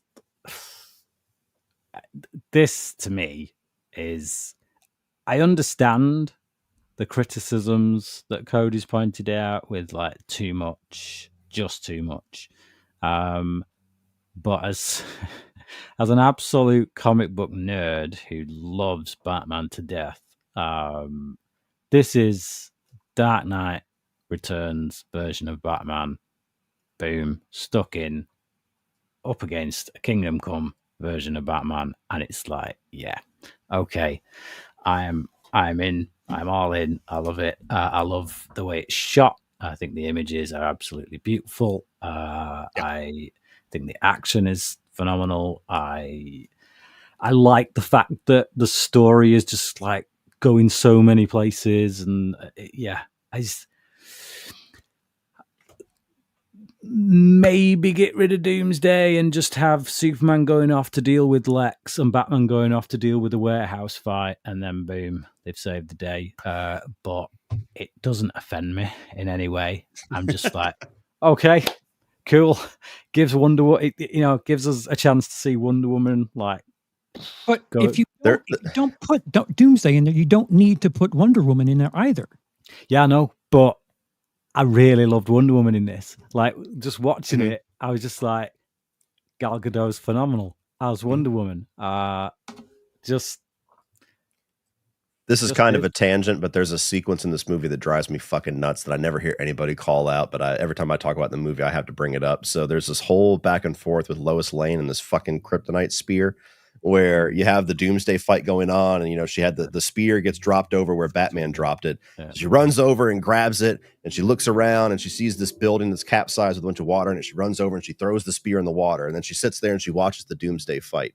And then Superman starts to lose, and she goes, "Oh fuck, he needs that spear." She goes and she jumps into the water to get the spear that she threw in there, and then the thing closes in on her, and then she starts drowning, and Superman says, "Oh shit, she's drowning, trying to get that spear." So he leaves the fight to go save her, and then pulls her out of the. He starts to drown, so they both pull each other out, and she pulls Superman out, and then she grabs the spear that she just almost died to get, and she throws it outside.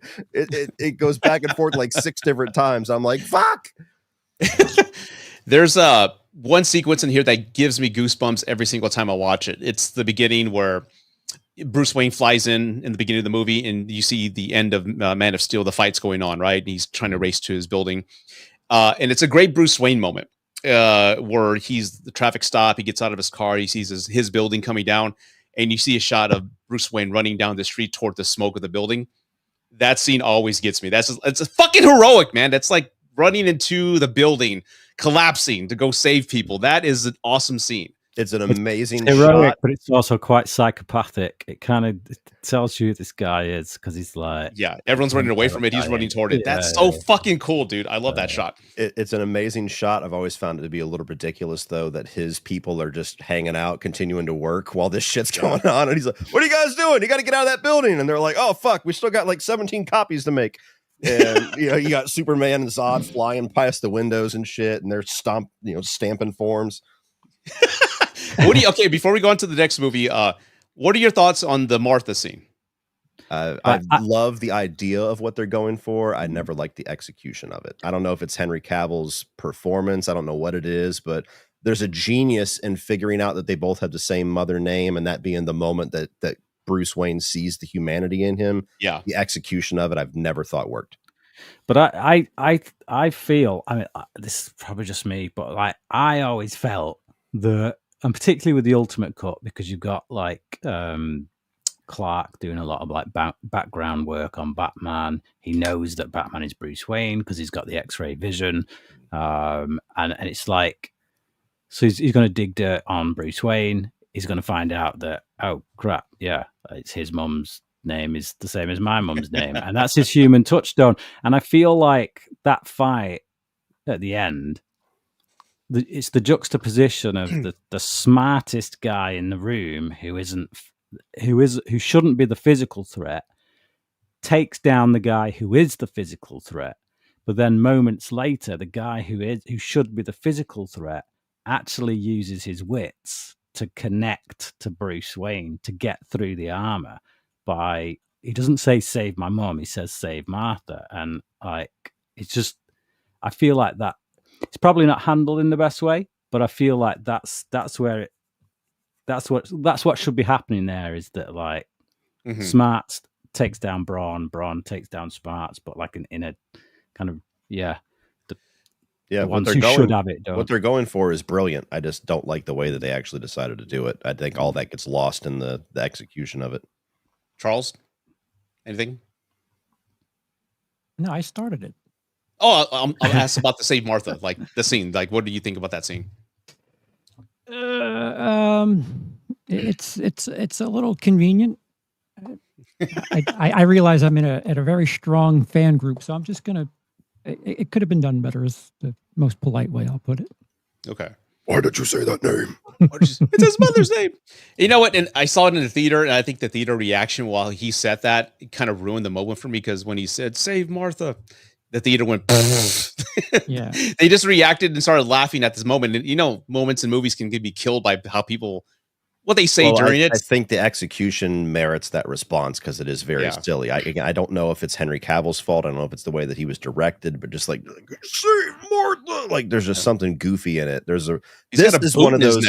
This is one of those moments that I feel like the amount of people that kind of harp on this is merited compared to like Man of Steel, where I would be on the opposite end.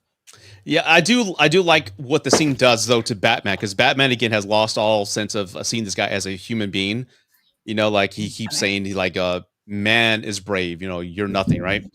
And I do like the fact, hope Ryan's okay.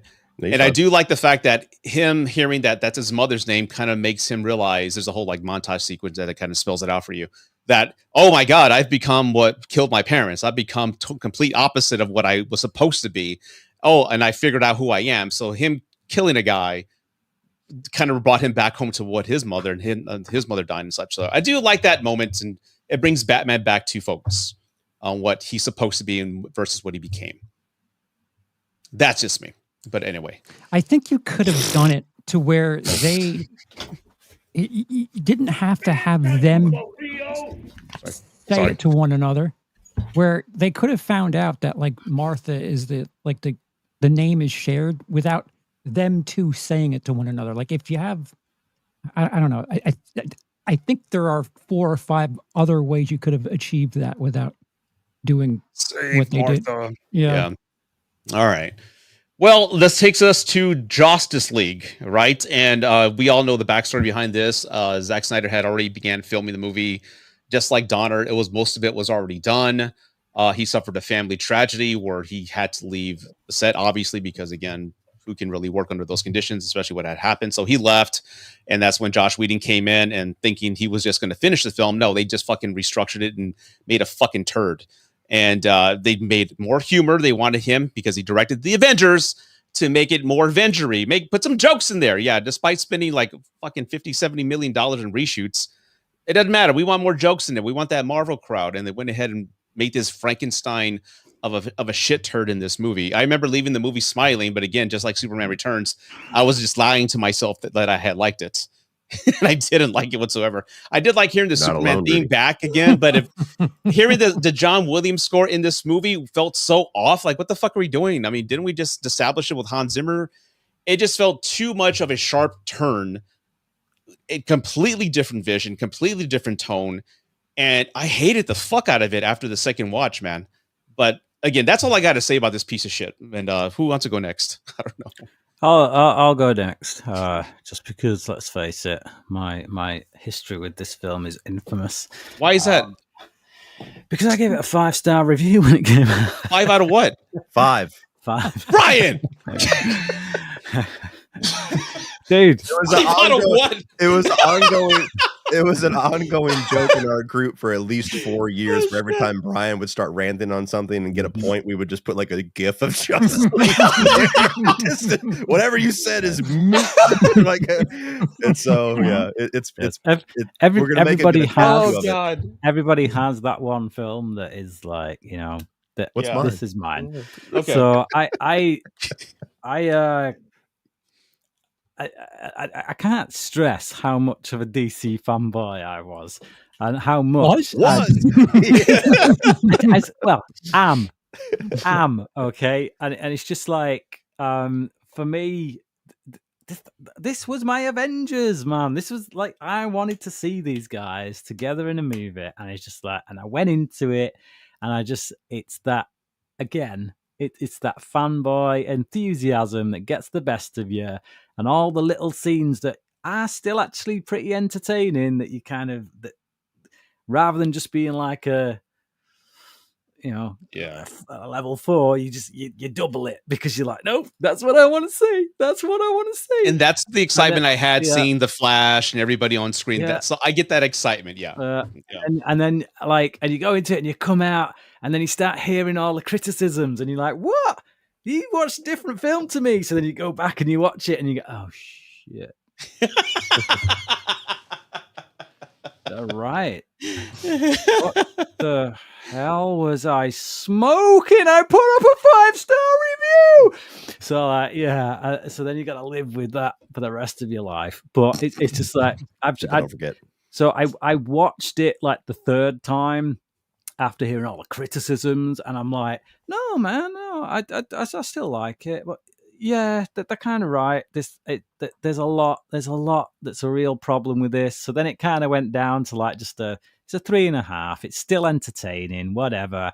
And then I saw the Zack Snyder cut, and then like the day after I'd seen the Zack Snyder cut, I thought, let's give this Justice League another go. And I was like literally halfway through, and I couldn't take it. And I was like, oh my dear Lord, what the like once you've seen, particularly once you've seen that Snyder cut and you really see how things have been shoehorned in and how good stuff has been taken out in order to I'll never understand those decisions. I'll never will.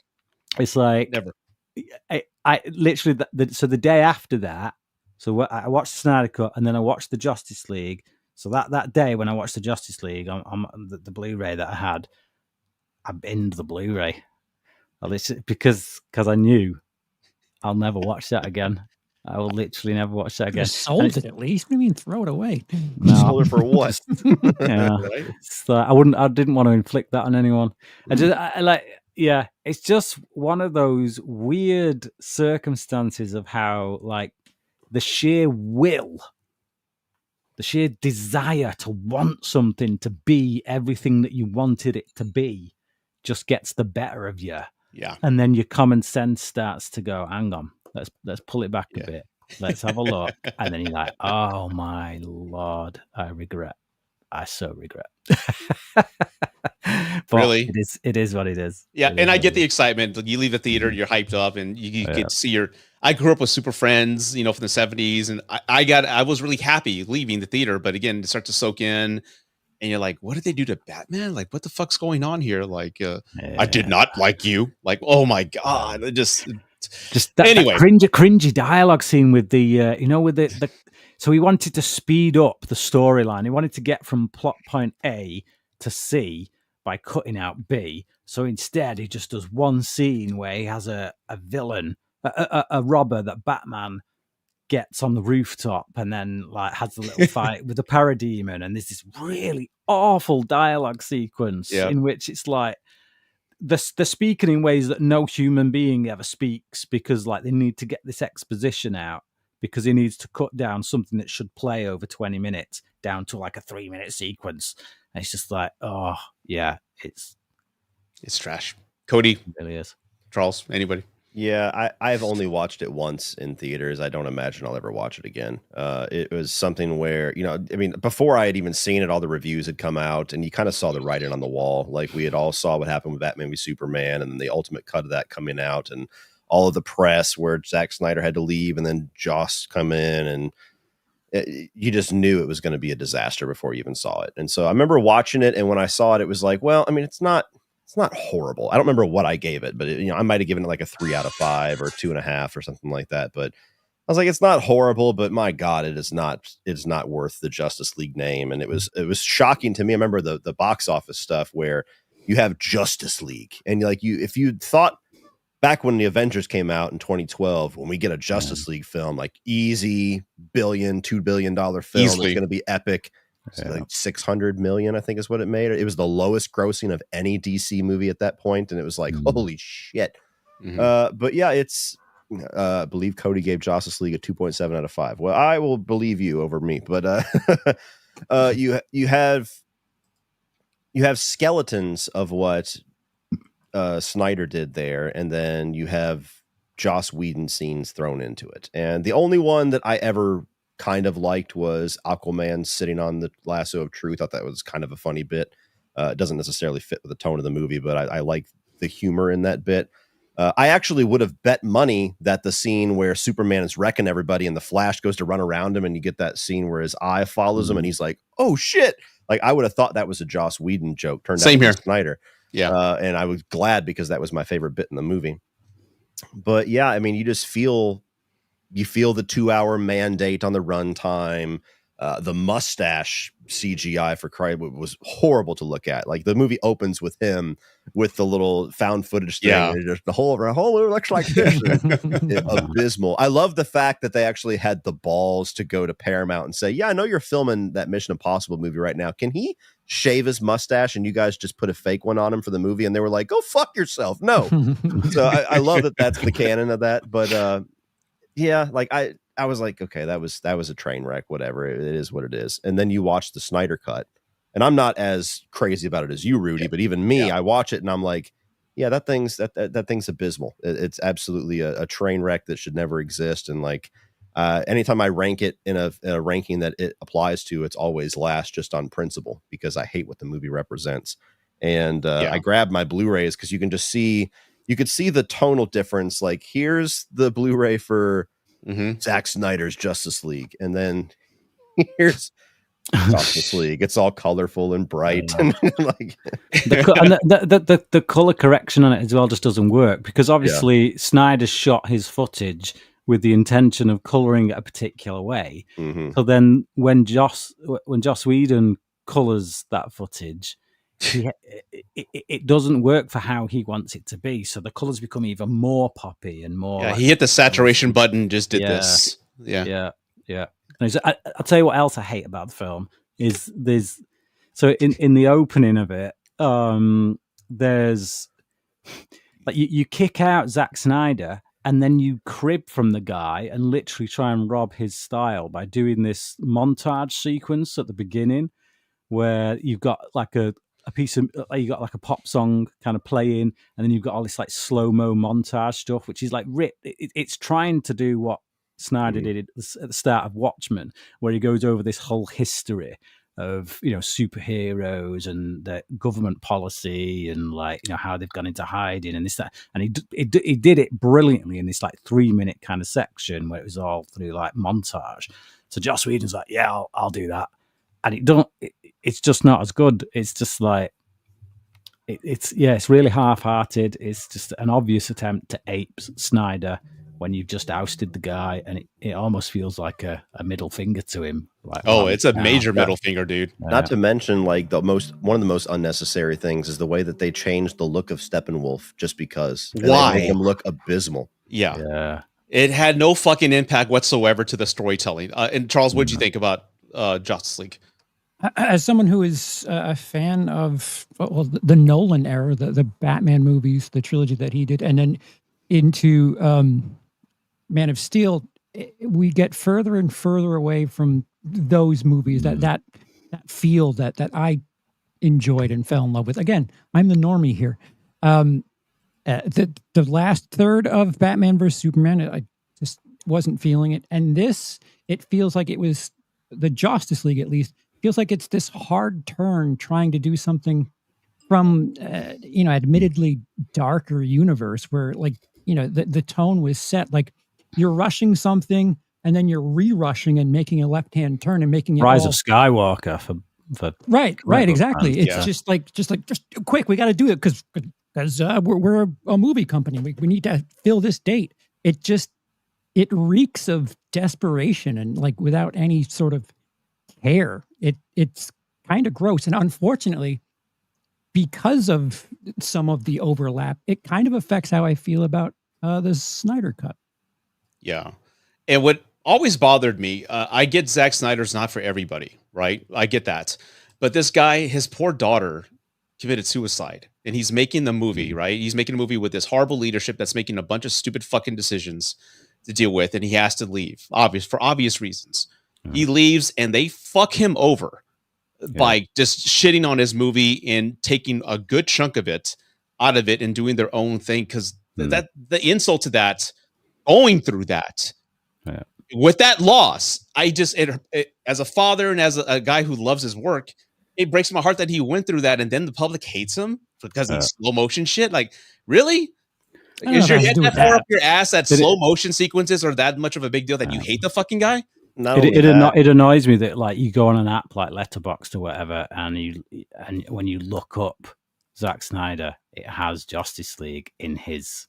Yeah. Well, that was going to say, isn't it? It's also insult to injury that they let Joss do just enough, but still let 50% or more be Snyder. So when you watch the film directed by Zack Snyder, like, I would have preferred they did what Lester did and just, like, let him do one extra scene and call that a Joss Whedon movie. Yeah, it shouldn't even be. I think. Yeah, it shouldn't even be based on that much of a percentage. It should be based on who has the final say, like, who's steered the direction of it, because, like, that is not Snyder's direction at all. Yeah, I think that's like back office shit more than anything. Yeah. And that takes us to, oh God, I'm gonna go on. So just everyone get a fucking drink. All right, just give me a second. All right. This takes us to Zack Snyder's Justice League, which I've been on record saying I think it's one of the greatest comic book movies ever made. And let me go tell you a story. I was at Snyder Bro every fucking week on Twitter, just saying release a Snyder Cut. He says, damn, right? I was that guy, not the toxic assholes that are out there shitting on Gunn's thing. No, I wanted the cut. I wanted his vision. And he kept saying, for the number of years, yes, there's a cut. I filmed a lot of stuff, and everyone kept saying, even John fucking Campio, no, it doesn't exist. It doesn't exist. And I had hope. I mean, he was telling us this happened. Hang on. No, I'm going to rant. God damn it, you cut. No, go ahead. I hear that get thrown out a lot, so I got to defend Campy on this one. He never said that the movie doesn't exist in the sense that there's no such thing out there. He's saying a fully edited, completed movie that is ready to be released does not exist. And so that's one of those times where everybody always harps on him for that when he never even said that. Now, like him spoiling fucking Spider-Man. Anyway, never mind. Anyway, no, that I like him. That he was a dick for. I like him, but I have that cut. Anyway, so it went on for years. Everyone kept saying, let it go, let it go. And again, as a fan, I just wanted to see his vision done because I loved MOS. I loved BvS, the uncut version. I just wanted to see his vision come to life. And then this wonderful man, Sean Chandler, says, hey, Rudy, I got an early cut to you. You want to check it out? So Sean invites me to his place. It gets released. I'm rejoicing. So I seated with Sean in his office. And I'm not even 3 minutes in. And I'm like, this movie feels so fucking different. The score, everything just feels totally just better. And halfway through the movie, you can ask Sean. I kept saying, why did they do this? Why did they cut this scene out? Why? It doesn't make any sense whatsoever. And then there's the flash sequence, which is one of my favorite comic book sequences in a movie of all time. Justice League, they had him push a fucking truck. And then here he literally saves planet Earth from the mother boxes, and he reverses time in one of the most breathtaking sequences ever. I fucking teared up in front of Sean. I teared up and I'm like, this is beautiful. Why the fuck was this sitting on a hard drive for 5 years? It's perfect. Every character had something to do. Every character, granted, they should have had their own movie, right? But no, Warner Brothers wants to go another route. They had enough time in this movie for us to figure out, okay, this is their motivation. This is where they're coming from. That flash sequence where he saves that one girl from the car wreck. I love it. it's just done beautifully. It was everything I've always wanted and everything I was hoping it would be. Batman has a beautiful fucking arc in this movie where he has faith in people again and letting people back in his life. I love that sequence. Faith opera, faith. Like, oh, I teared up again in front of Sean. And, and anyway, it just gave me what I wanted. I wish we could have gotten more, but I've moved on from that. But it was everything I was hoping it would be. You know, Sean always told me you were a crybaby bitch. Now I know the origin of that story. No. I don't know why I hit that one, but go ahead, you fucker. Yeah, no, I mean, like it's baffling. Like everything that WB did after Man of Steel was baffling. Like they, you know, the initial reaction to Batman v Superman, they didn't listen to anything that anybody liked about the movie. They just listened to the criticisms and said, we got to make this like the MCU now immediately. For whatever reason, that was their interpretation of this movie, which this movie is much more closer to the tone of Man of Steel and something a little bit more hopeful than Batman v Superman was. So why this movie got altered infinitely more than that film is a mystery. Well, but I mean, it came out after the fact, didn't it? Because the executives that were in charge at that particular time, if they let Snyder go away, mourn his daughter, and push the film back a year, those executives were leaving at the end of the year, and they got bonuses based on Justice League profits. So they were just expecting, you put any Justice League movie out, it's going to make $1 billion. So they were counting on that for their bonuses. And like, you can list like 30 reasons why people at the head of Warner suck. Yeah, and this is one of them. Yeah, and so it was surprising to me because like I expected this was going to be a better version of the movie, no question. But it was baffling to me when you watch it, like how much better it was. Yeah. And all these different things in the theatrical cut that felt like just jumbled mess, like a whole bunch of stuff where we got so much things going on, even in a 2-hour film.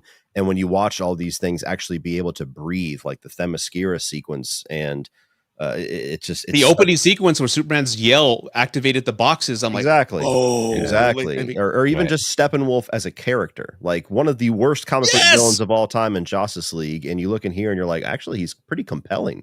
And his relationship, we know what his motive is. He wants to go home. Yeah.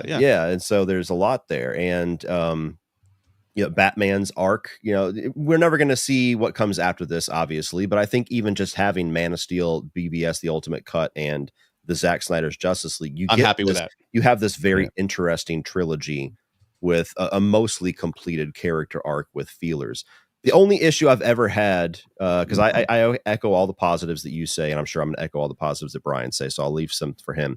The only issue I've ever had, I wish there was a happy medium cut somewhere that was like 3 hours long, because the movie's so long that I never rewatch it. And a lot of the stuff that's in here just to tease things that we're never going to get is like a twisting the knife. Like, it's cool we get to see it, but I wish I could just watch a version of this movie that closes out the trilogy and is a 3-hour watch. I selfishly, I wish there was a version of that out there. So it's just not a very rewatchable movie for me. I've seen it 9 times. I know. I like that it's in chapters. So like if I tend to watch it over 2 nights. So because it's in 6 chapters, I'll watch the first 2 chapters one night, and then just the same way I would with Lord of the Rings.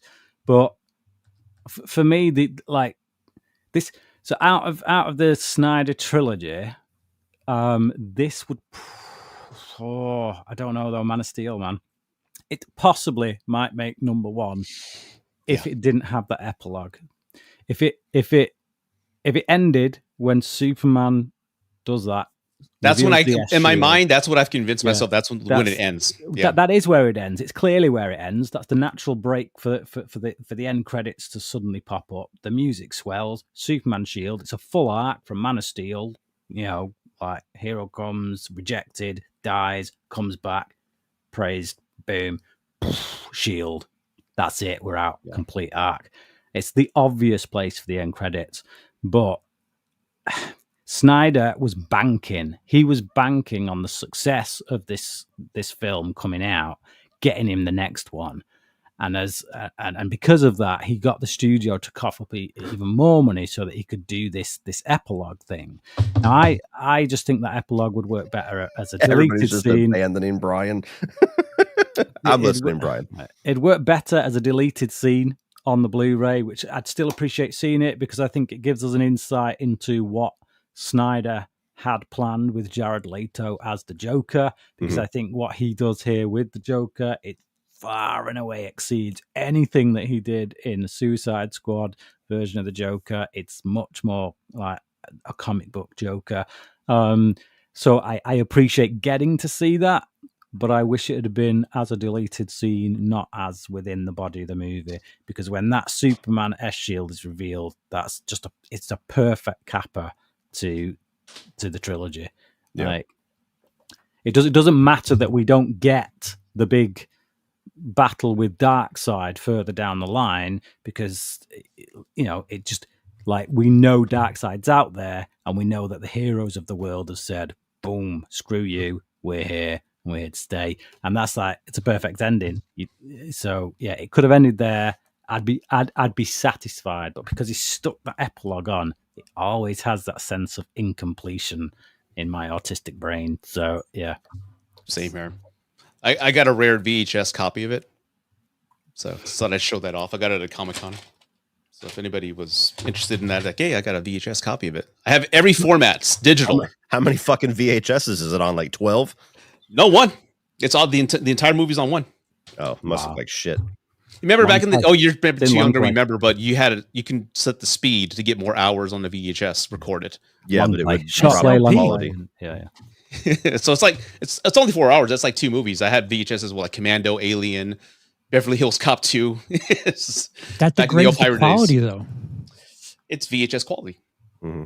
No, but if you make a EP to it, it makes it kind of shitty, chunky. Yeah. Did Charles go?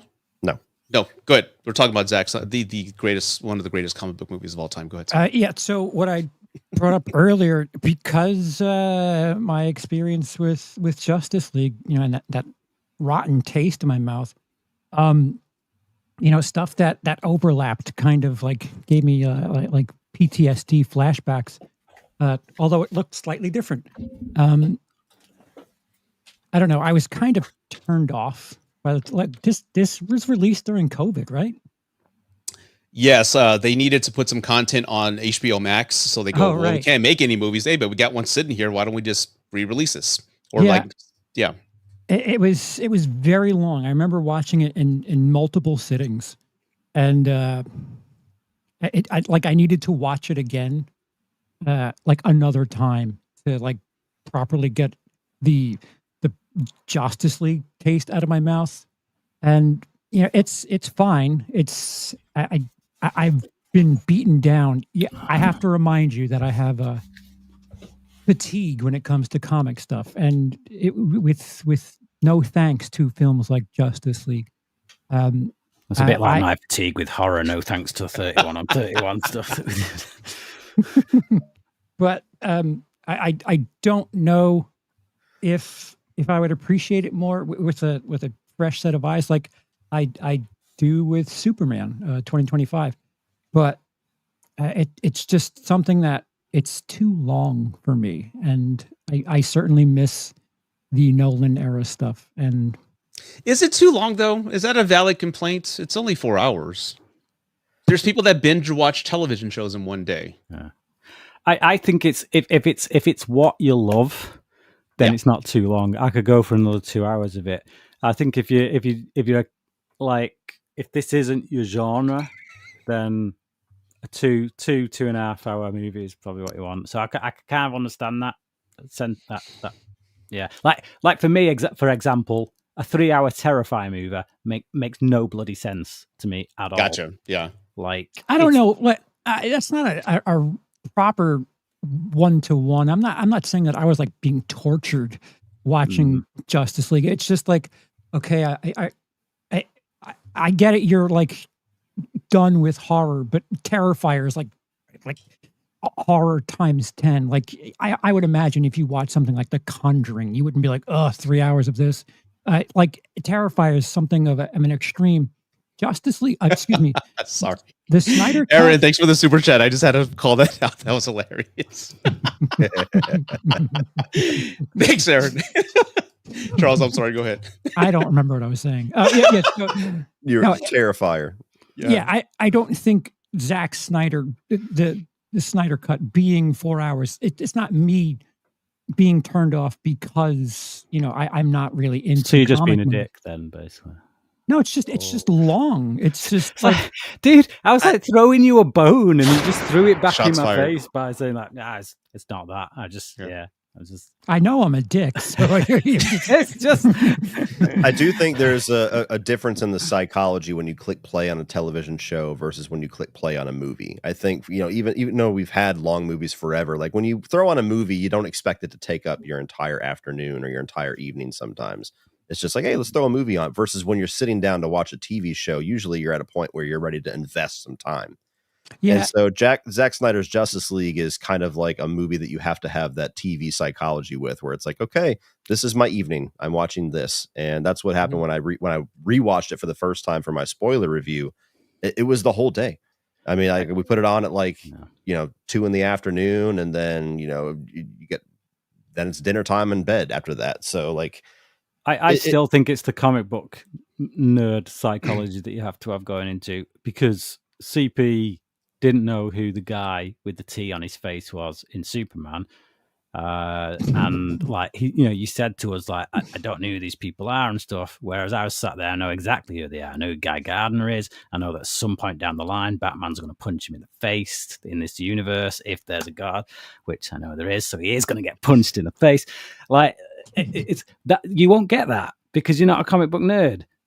But it's like, so I can sit there and I can watch 4 hours of that because it's tapping into all that stuff that I have. What would Charles sit through for 4 hours? What type of movies do you watch for 4 hours? No, so my point is, like, judging something, if you're giving me 4 hours of something, shouldn't I have a proper understanding if I'm sitting through 4 hours of something where you're like, I know what they're talking about here? Like, you're giving me 4 hours worth of content.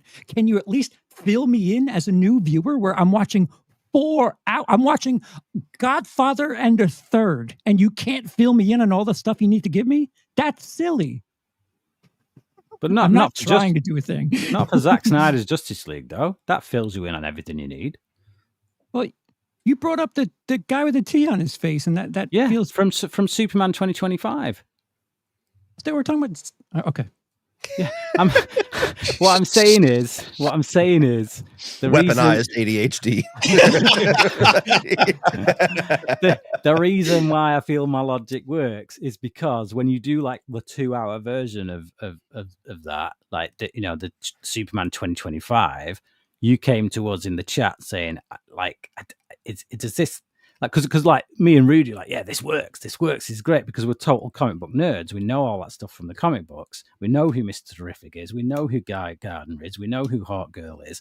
And it's like, whereas for someone like you, who comic books aren't necessarily their thing, you watch that in the 2025 Superman movie and you go, they're not filling me in on anything here. Am I supposed to know who these guys are? Whereas, yeah, but we're watching. I guess this is a segue to 2025, Rudy. Well, I don't want to dive in yet, but Okay. everyone's thoughts complete with Zack Snyder Justice League? I'm good to. I'm glad we have it. I've never watched it because it is a very long investment. I'm not saying the movie shouldn't be 4 hours. I think if Zack Snyder has the opportunity to give us what he gave us, he wants to give us as much as possible, and I think that's what the fans wanted.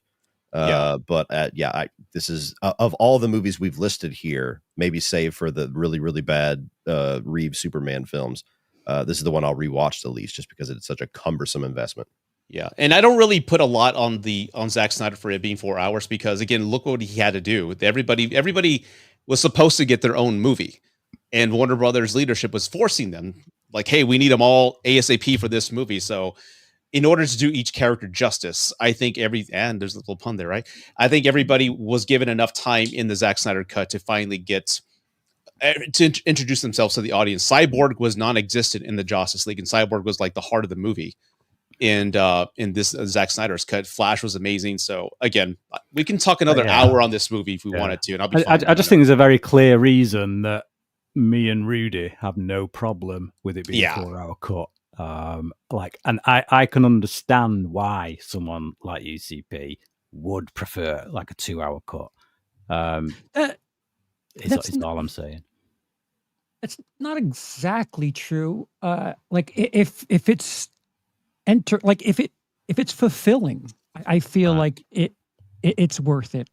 Yeah. I Like just like a 4-hour Friday the 13th movie for me would just do zero for me. I But don't would know if imagine you'd be. I don't think that's the case. Well, You'd watch it though. Wouldn't you? we'll do a part 2 of this when we get to 2025. All right. So that takes us to the now one that was just released this past Friday, Superman 2025, the James Gunn film. This, like Man of Steel, is a direct result of what people were complaining about. Again, Superman Returns, not enough punching, no action. We get action in MOS, but then the complaints were then like it wasn't a Superman movie. It was kind of different. Now we're getting back to the roots here. I have gone on records already saying that I love this movie. Donna Roots. There you go. Donna Roots. I've gone on record recently that I love this movie. And as an old bastard, I love the fact that this movie is not only connected with me and Brian, but it's connecting with kids. And I'm talking about teenagers in early 20s. There's a lot of kids on TikTok that are saying they've changed because they've seen this movie. I love that it's reinforcing the Reeve morals as far as Superman is a good guy. He's only trying to do the right thing.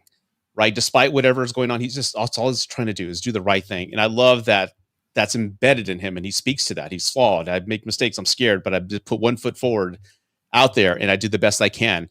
I love that feeling is what everybody's walking away with, and that brings me great joy. It really does. I think the movie is the most accurate comic book movie we've received. We're thrown into like a DC annual, where there's characters already existing. There's a world existing. We have no origins. We're just supposed to just go on. And I get that there can be a huge disconnect with audiences who have no idea who Mr. Terrific is or Hawkgirl is. I can get that disconnect and that complaint.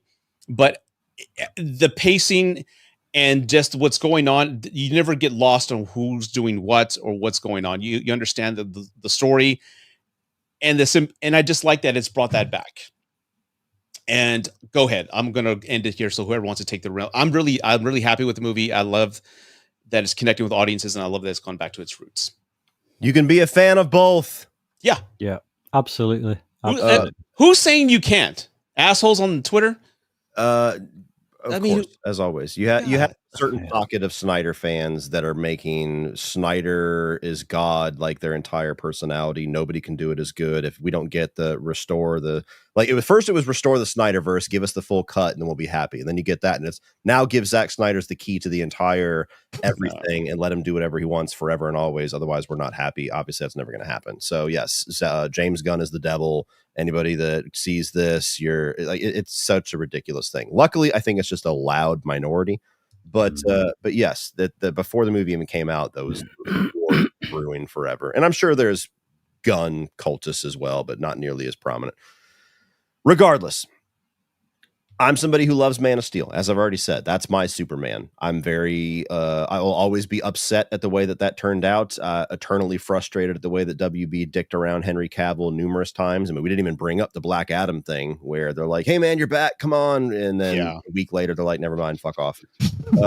So it's always going to frustrate me. But I'm somebody that as soon as they announced, okay, we're pulling the plug, we're starting from scratch.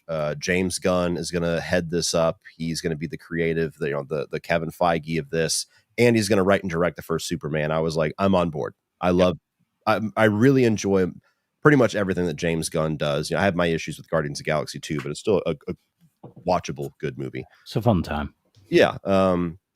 So I had a lot of faith in him, and I had a lot of faith in him being the creative that's in charge of this universe.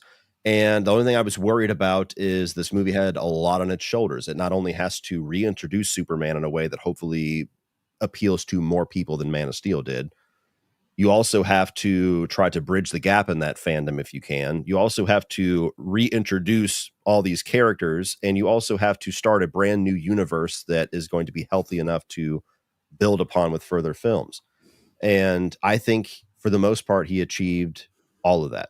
I really love David Cornsweat's version of this. There's a slight amount of edge. There's a slight amount of modernization in there, but very much leaning on the classic sensibilities of like the Christopher Reeve, Boy Scout style Superman, which is going to be interesting to see that Superman interact with like an eventual Batman and characters like that. Those different ideologies is going to be even more of a culture shock than we saw in BvS. And then you have a lived-in universe. I've seen a lot of people say this movie's punk rock, and I didn't really know what they meant by that before I saw it. And what I took it as after I've seen it is that this movie very much kind of breaks all the rules that we feel like are established right now. Like if you're going to make a comic book movie, it has to be grounded in some sort of a real world reality. You have to start with one movie as an origin story, and everybody's got to get their individual stories. It can't be too comic booky because we love Nolan movies, and we got to be somewhat like that. And this movie kind of just gives the middle finger to all of that and says, this is a comic book world. We're having kaijus, fucking robot suits, different realities and pocket universes. There's, flying aliens. You got like a cosmic reality thing fighting off in the distance, and Superman's just sitting there like taking his boots off. Did y'all hear what he called what it was? That's a fifth dimensional imp. So it's probably a Batmite or the Mr. Pixel. Yeah, it's one of those. Yeah. I laughed my ass off when I heard that. I'm like, wow, we're actually going to get Batmite in this, man? That's crazy. But go ahead, nerds. But anyway, but yeah, I like the fact, some of it, I am worried a little bit that there's too much going on. Like, I think it takes away from some of the stakes when you have like 5 Earth ending type things in a week.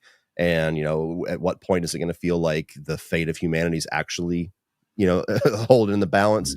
But I like books, though, isn't it? Exactly. So it's kind of a catch-22. But I like the fact that this is very much like unashamed to just be balls to the wall comic book.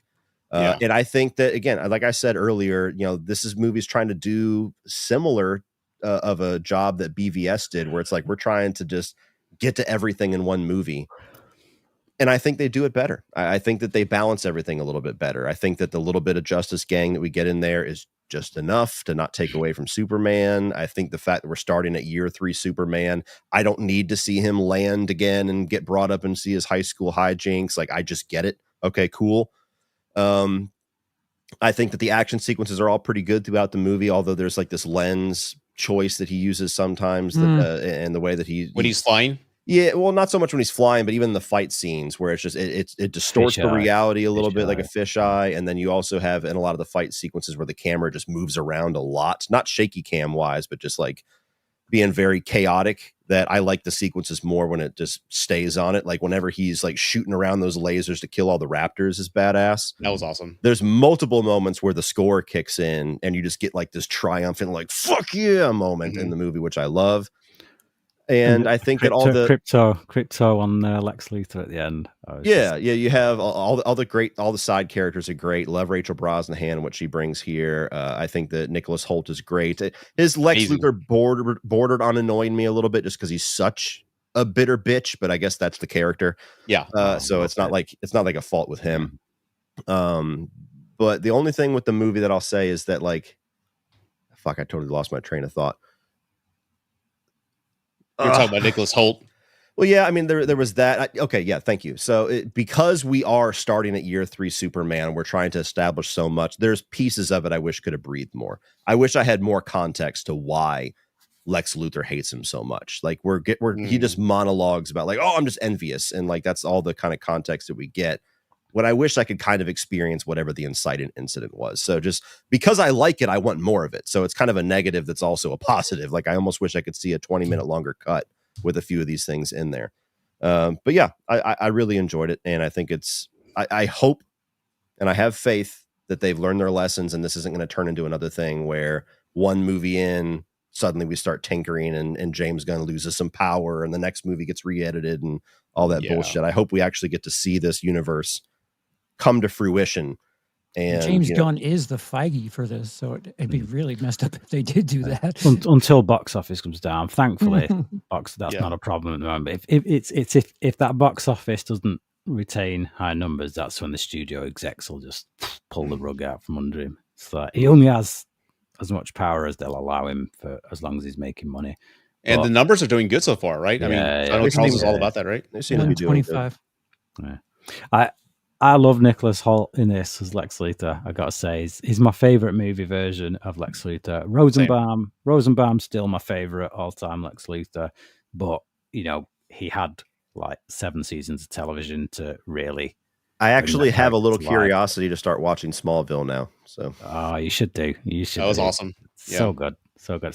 Yeah, I won't get into Smallville talk, but like it's great. I love it. I love Smallville. But yeah, there's a scene in it when they're controlling the Ultraman guy in the suit, and Lex is giving this shoulder rub to the guy, and it's not even the fact that he's giving the shoulder rub that I find hilarious. It's the reaction of the guy who he's giving the shoulder rub to. Like, this dude is clearly like a Lex Luthor fanboy, and the fact that his god essentially has just deigned to touch him, he's just smiling, he's like beaming, because like the boss has seen me, he's noticed me, he's giving me a shoulder. But just like it's little things like that are just just crack me up. This is the first film that I've taken one of my kids to that's a 12. Like, over in the UK we have a 12A, so we do like PG, then we go to 12A, and then 15, and then 18. So yeah, this is the first 12A that my daughter's been seeing. She absolutely loved it. I asked her afterwards, what would you give it out of 5, lass? And she said a 4.25. And I was like, that's pretty respectable, lass. So yeah, she really liked it. But she's read the comment section on Daddy's videos, and she's like, okay, what's less than 5?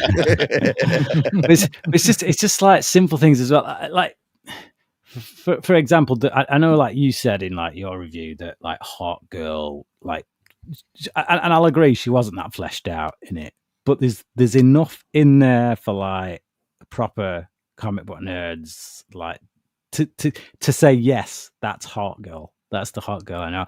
Like, if you watch the animated series, like, literally, she just, the moment anything kicks off, her first reaction is to just hit it with a mace. She has that mace, and it's just like, and literally the first thing she does in this movie when she's introduced is she just comes flying in, and straight away, boom.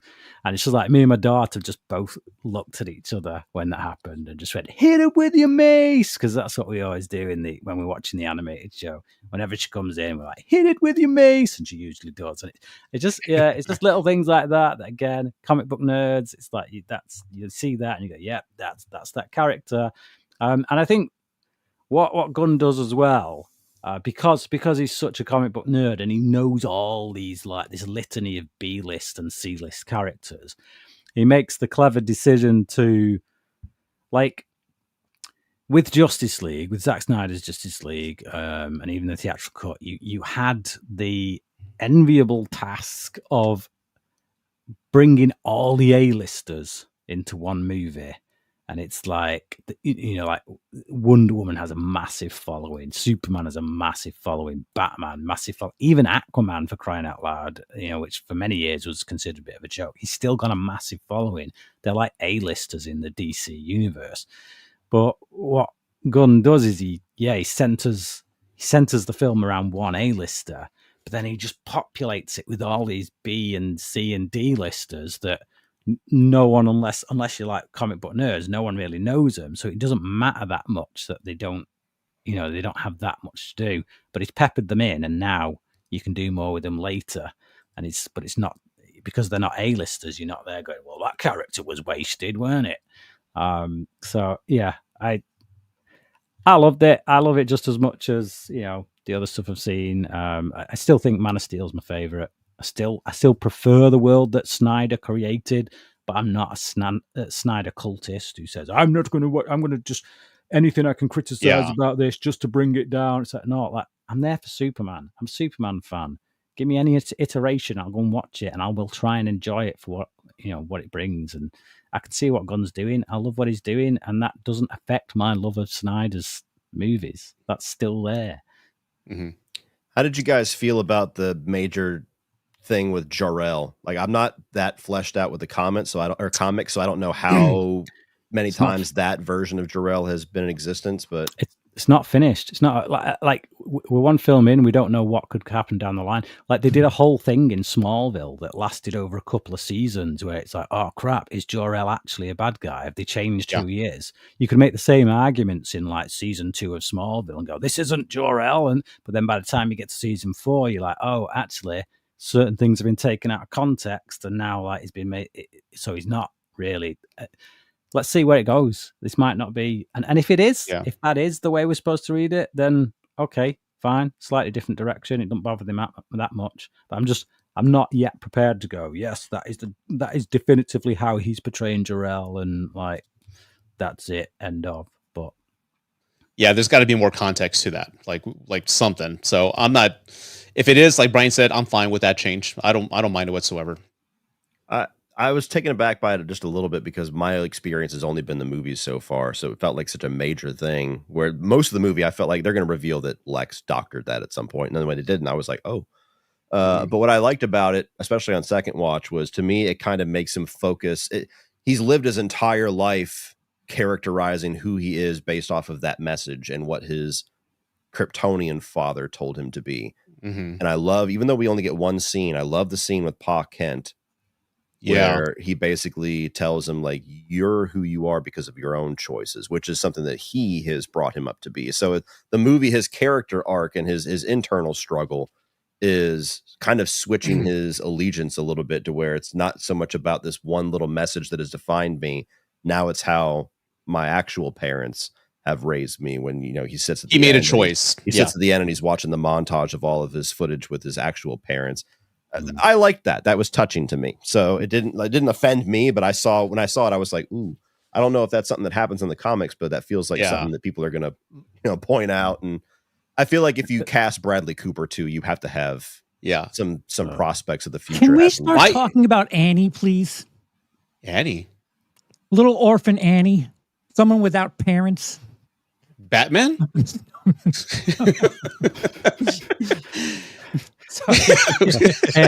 Wait to air back. Wait to finish. But hold on. My theory on why Jor-El's message was like that, I'm thinking we're going to find out maybe in a future movie that General Zod hacked it and made him change the message to make Superman conquer Earth so he can show up and make a new Krypton. That's my early theory. I have no evidence of that, but that's not Jor-El. I think General Zod hacked it. Again, though, it's like even in Smallville as well. That choice there's always that choice there. Like, do I obey the Kryptonian heritage? Like, do I obey what seems to be what my father from Krypton is telling me?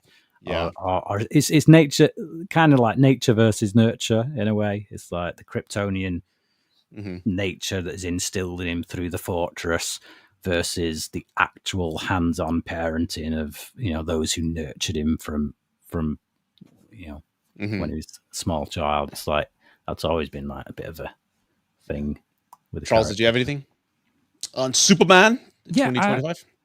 Essentially, as someone who's as far as comic films are concerned, I'm in a coma. I've kind of come around a coma. Oh, okay. Way past fatigue. Okay. Essentially, I appreciate the fact that we have a Superman that is sincere and not meta. Like, I think I'm kind of over the meta grounded shit, especially considering with everything that's going on in the world, everyone arguing and all that shit. Like, hope it's hokey. Like 10 years ago, I'm like, oh, that's cheesy. That's for kids. But I'm at a point where it's like, yeah, all right, you know what? Let me look up to something. I'll take that right now. And I think as someone who's watching the movie and not, having all of the extra credit from the comics, it's slightly frustrating if you're to go into this movie just if this is your first experience with Superman. There's things that like they really expect you to know. It's sort of frustrating because the opening title is like 3 centuries, 3 decades, like that countdown. You could have. I didn't have a problem with that though. Well, at least in that little opening title crawl, tell me who these people are that like I'm supposed to know. Like they just show up and it's like, well, who are these people? Okay. I think the way they flesh that out is not, in an isolated story. It's a little broken for me. And the drunk Supergirl at the end, it's I could have done without that. I got a kick out of the drunk Supergirl because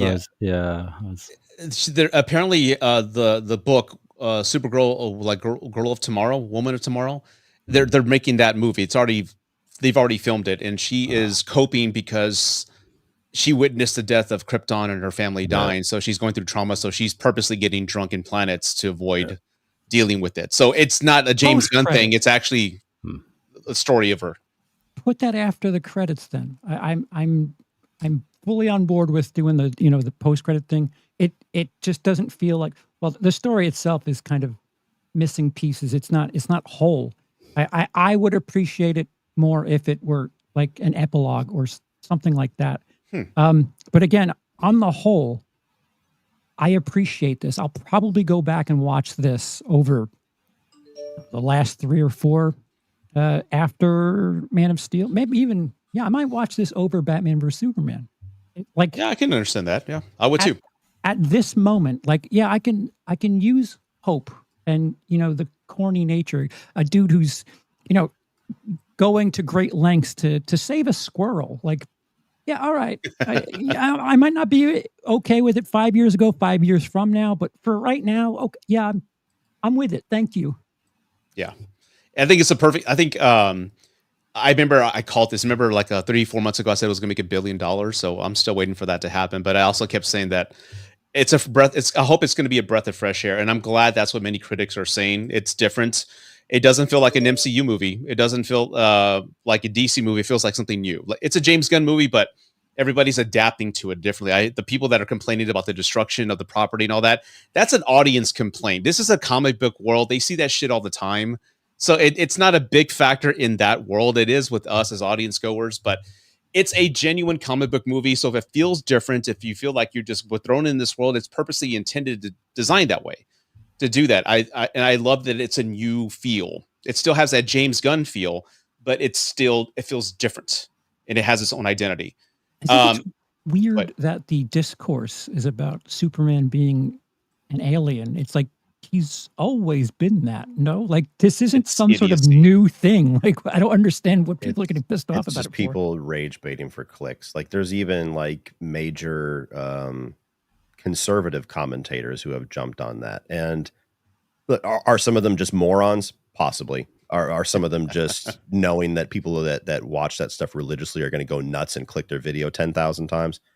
I think that's more likely. Yeah. It's just one of those things where it's always been there, but once you have one person say that they're doing it in response to today's climate, the whole plot of the two countries battling it out, that's this kind of the central plot of the movie. There's people that are out there full on believing Gunn did that as a commentary on Israel and Palestine. And it's this movie was written before that was even kicking off. It's always kind of been there, but the whole point of that whole storyline is a dictator invading a country is probably bad. Yeah. Is that an idea that we can't agree on? People were going to die. Yeah. And so it's not, you can read into it what you read into it, but it's not like a movie that's very overtly trying to make some kind of a commentary on 2025 politics, like some people are trying to phrase it as. Yeah, I think Superman has always been something of an allegory for America. People who aren't from here, who have made a name for themselves, and also an allegory for adoption. Literally, he's with adopted parents and trying to make a name for himself. That's something as the normie, that's something that I've kind of brought with me from the beginning. This is what I know about Superman. So why are you making a fuss now?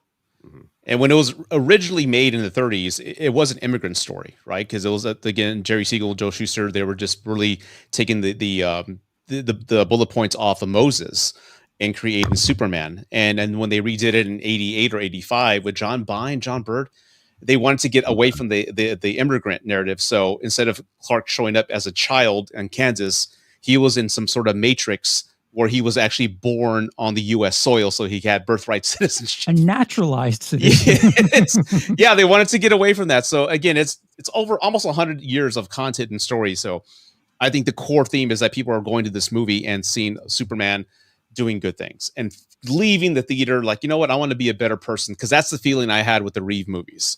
I want to do better. I want to be like this because it's showing us our potential and what being a good person can really do in the world. I think we need that right now. Right. Yeah. I think the right leaning position is defensive because it sees this as a commentary that discards the notion that any immigrants could be meaning harm to the country in which they're coming in, like illegal, people who don't follow the legal process of coming in. I can see why they're seeing that, but I also look at it and I kind of think, well, I mean, not to get too political, it's like as a Christian, as a person of faith, I'm like, I think I can accept the truth, the fact, because it is a fact that there are people who've come into country, not just America, but over here in the UK as well. We had a bombing. You leave me out of this. we had bombings by people who came into this country illegally, and it's like, so there is an argument to be made there that, look, we want to acknowledge the fact that there are some people coming to the country illegally who do harm, who do damage. So I get that, but from Superman's perspective, in the same way that I look at Superman as an allegory for Christ, there is that, what would Jesus do? What would Superman do? He wouldn't give a crap about the politics that are involved. He would show whoever, look, like we see it in the kaiju sequence where, like, that is an absolute positive, definitive threat to the people around him. And he wants to find a way where he can get it out of there, still safe. And that's the what would Jesus do? Is like he'd try and save everyone. Safe too. Yeah, he'd try and save everyone. It's like, yes, that person is on the wrong side, but you don't combat that by putting them all in encampments and kicking them out. You do it by, okay, we show them the kind of citizens that we want to be and hope that they'll come along with it.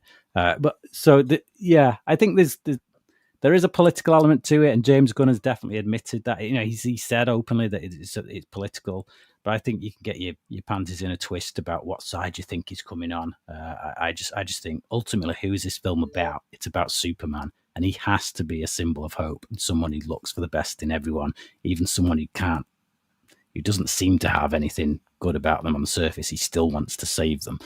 Yep. Yeah. I didn't mean to cut you off. I'm 100%. I agree with you. Yeah, I mean, if you go into this movie and you walk out triggered or upset, you're just a horrible piece of shit. I mean, because I don't see what you can walk away leaving this movie being pissed off about. Because again, the whole more of the movie is like, hey, we're all flawed, we all make mistakes, but the whole point is trying to be a better person and do the right thing. That's what you're walking away with, and I don't see I don't see what there can be to complain about that at all. But again, that we're done with the movies, but we got tons of super chats. I'll breeze through them. Cody, are you good on time? Yes, just read quickly. No pressure. All right. Okay. Sean, thank you so much. There's no comment there, but thank you for the, is that a quid? One quid? It's a euro. But it's quid, right? No, it's a euro. Okay. Well, how did you see? I'm an idiot when it comes to foreign currency and all that. So anyway, thank you. Thank you for the euro. All work and Cody not liking Christopher Reeve as Superman make Rudy a dull boy. Well, it would have, but he did like it. So we're good there. Okay. Thank you for the sticker. Dark room reviews. Thank you so much. That's $1, Rudy. There's a $2. That's US currency. $2. That's $1? He's just being facetious. Just move on, Rudy. My jokes. All right, okay. Jason Rodriguez, thank you for the super chat. Your videos got me through some tough times. You guys are awesome. God bless. But Batman, Superman, all the way. Thank you. I would agree. Batman is greater than Superman, is what it says there. Well, yeah. If that's what you like, that's what you like, man. That's no problem whatsoever. Tony movie Chappie D9 Neil Blomkamp fan. Tony movie Chappie. Cut it off. Thank you so much. Superman 2, the Donner Cut is one of the comic movies. Is one of the comic movies ever made. I personally prefer the first. I think you meant to say one of the best or something. So it is I one get of the comic movies. It is one of them. Definitely. There's many. Thanks. We got that one. Let's see what else we got here. Let's see. Tony movie Chappie. We're just gonna stick with that. This was my favorite Superman movie as a kid. Level 3 is pretty bad. Looney Tunes Cartoon 2, but I have some nostalgia for it, and 4 is terrible. But I like it. It's not as good, bad, but good, unintentionally fun. Yeah, I know 3's got some. It's guilty pleasures. I'll watch it every now and then, but it's just it doesn't hold up whatsoever.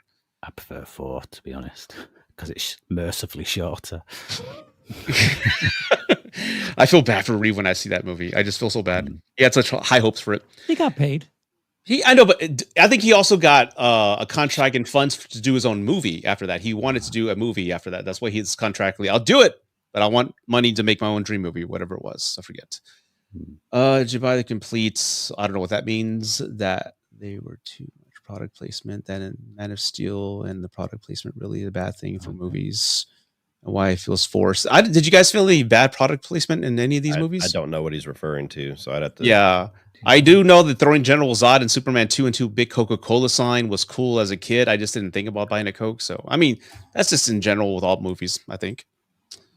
Let's see. I just like the thing is, like the whole product placement thing is a bit of a stupid argument anyway, because when you watch a movie and you don't see any like brands, that's not real life. Like you walk down the street, you get hit with about 20 ads. So to me, it's just part of the world. It makes sense that you would have. I mean, do I want a character lifting something up and going, "Ooh, Coca-Cola, that's a great drink"? No, I don't. But if it's just like things placed here and there, that to me is just that's the world. That's the world we live in. So the worst, I think, the worst product placement I think I've ever seen was one of the Transformers where Mark Wahlberg gets a Bud Light and drinks it. Yeah. Like, that was so stupid. I think Jurassic World did it well, where they kind of exploited it and lead into it at the same time. But I'm a little abnormal with the Jurassic World love. No Batman stream. Maybe if there's another Batman movie, we could do that. Nope. Brian will talk for 15 hours during that.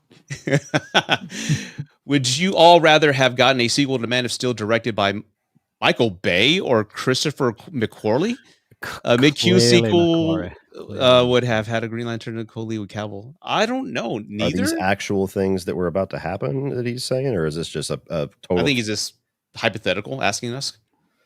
I mean, if I had to choose between the two, I'd do McQuarrie easily. Easy, without doubt. Yeah, Zack what has he done? I don't know who Corey is. What has he done? He's done the last 4 all the Mission Impossible movies. Jack Reacher, Way of the Gun, which is a seriously underrated movie that people need to check out. And he even wrote like Usual Suspects. He wrote Valkyrie. So yeah, I have a lot of faith in. He says yes, they're true. So okay, I guess that was actually possible at one point. That would have been. Cool. I mean, like I like Michael Bay for what he does, but that wouldn't have made any sense to me. Christopher McQuarrie, easily.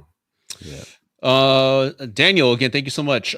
We have Daniel Skinner. Would you do a 31 and 31 Superman, Spider-Man, Punisher edition next year with Supergirl and Spider-Man 4? The list would consist of Supergirl 84, Steel 97, and the good and bad Spider-Man spinoffs.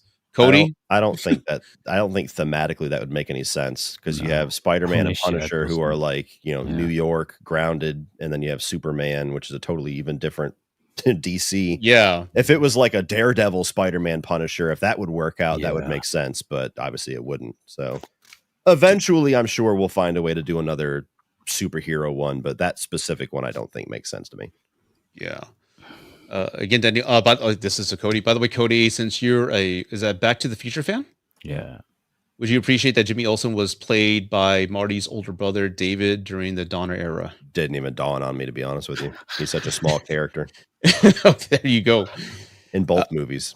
Yeah, excited. I am. I love Peacemaker season 1, and I think the cameo he had in the new Superman movie got the biggest laugh in the theater.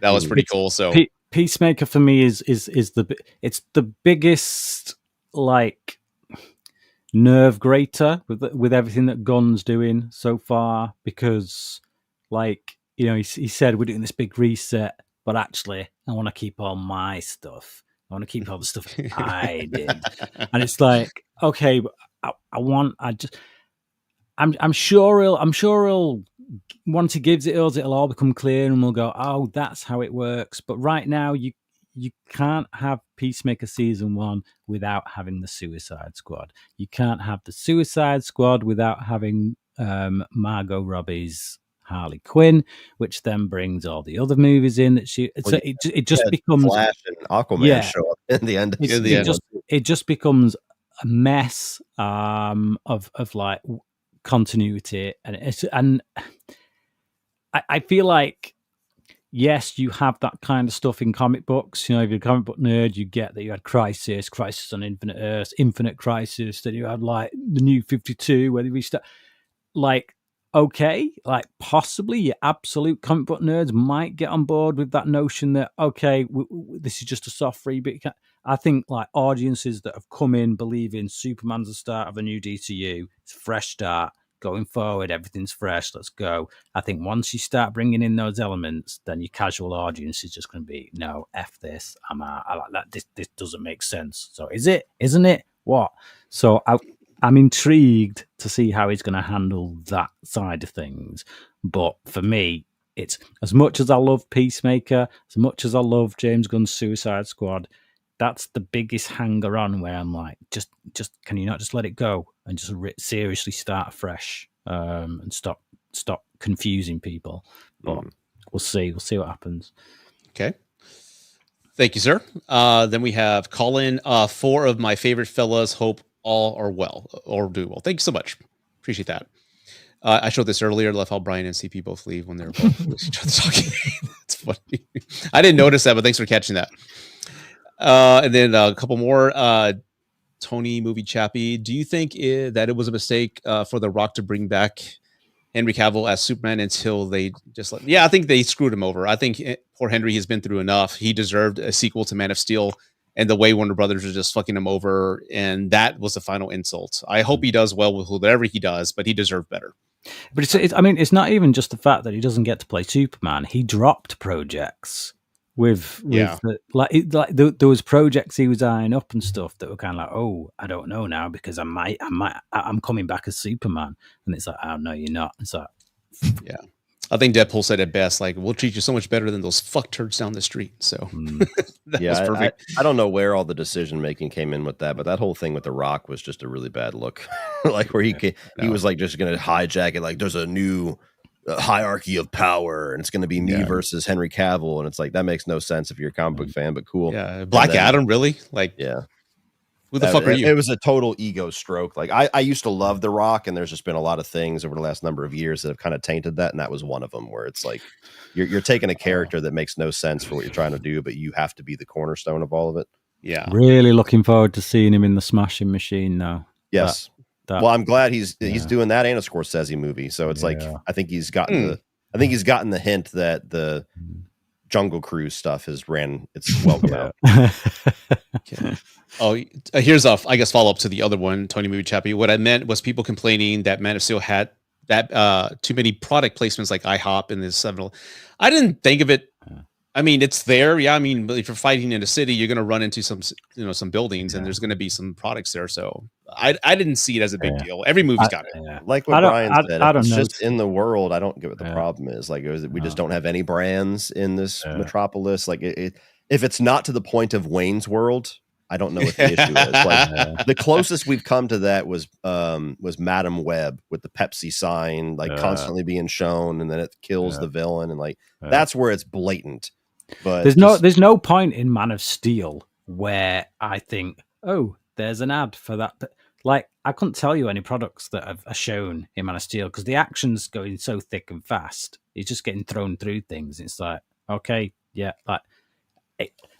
Until you've raised it, it's never even been a. Yeah. It depends on what type of real estate it gets in the shot too. Like if it's center screen, it's like, oh, okay. There is that one shot in Man of Steel, though. I will say the one where he beats the whole chaos in Smallville ends, and that one general says, "This man is not our enemy." He goes, "Thank you, General," and he takes off. And then when he takes off, you just see Sears, like right in the background. That's the one shot I remember. Like, oh, okay. That felt out of nowhere. I didn't notice that. Just I mean, I don't know if it's just because I don't know if we have a Sears over here. To be honest, I don't know if that's just an American thing. So to me, it was just like you barely have them in America anymore, right? Yeah. So yeah. And the last super chat, Brian. This is from Michael. Thank you, Michael. Can we get on every single scene for old time's sake? What the fuck does that mean? It's a callback to whenever we were doing sci-fi movies, and these two got into it about RoboCop, and Brian's like, every single scene. Can we get that, Brian? For satirical effect? No, you cannot. I am not a performing monkey. Sorry. Okay, there you go, Michael. Well, thank you for the super chat. But that's it, guys. We're super chat. We are done here. It's basically what just happened. I'm sorry, man. I'm sorry. I can do a Brian impression every single scene. That was not it. That's my Brian impression, like smoker's lung there. But we're done here. We're good. You guys have anything you want to say before we end the live? I know, Cody, you got to go. Ooh, what's that noise? Good Lord. I don't know. Yeah, I don't know if I'm going to get it done tonight or not. Depends on what else is going on. But I do have a Superman ranking coming. It's pretty long compared to most rankings because I'm talking about all these movies for the first time, most of them. So it's just under an hour now before I've even kind of started to hack away at it. That might be out tonight. If not, it'll be out tomorrow. All right. Brian Charles, what do you got? Well, I've just put out my top 10 directors video. I just put out a Superman ranking. I've got a top 10 actresses video coming at the start of next month. I'm sure I'll kick out some videos between. Indeed. And then the month after, I'll be doing top 10 actors. But yeah, in between those, they're my big videos.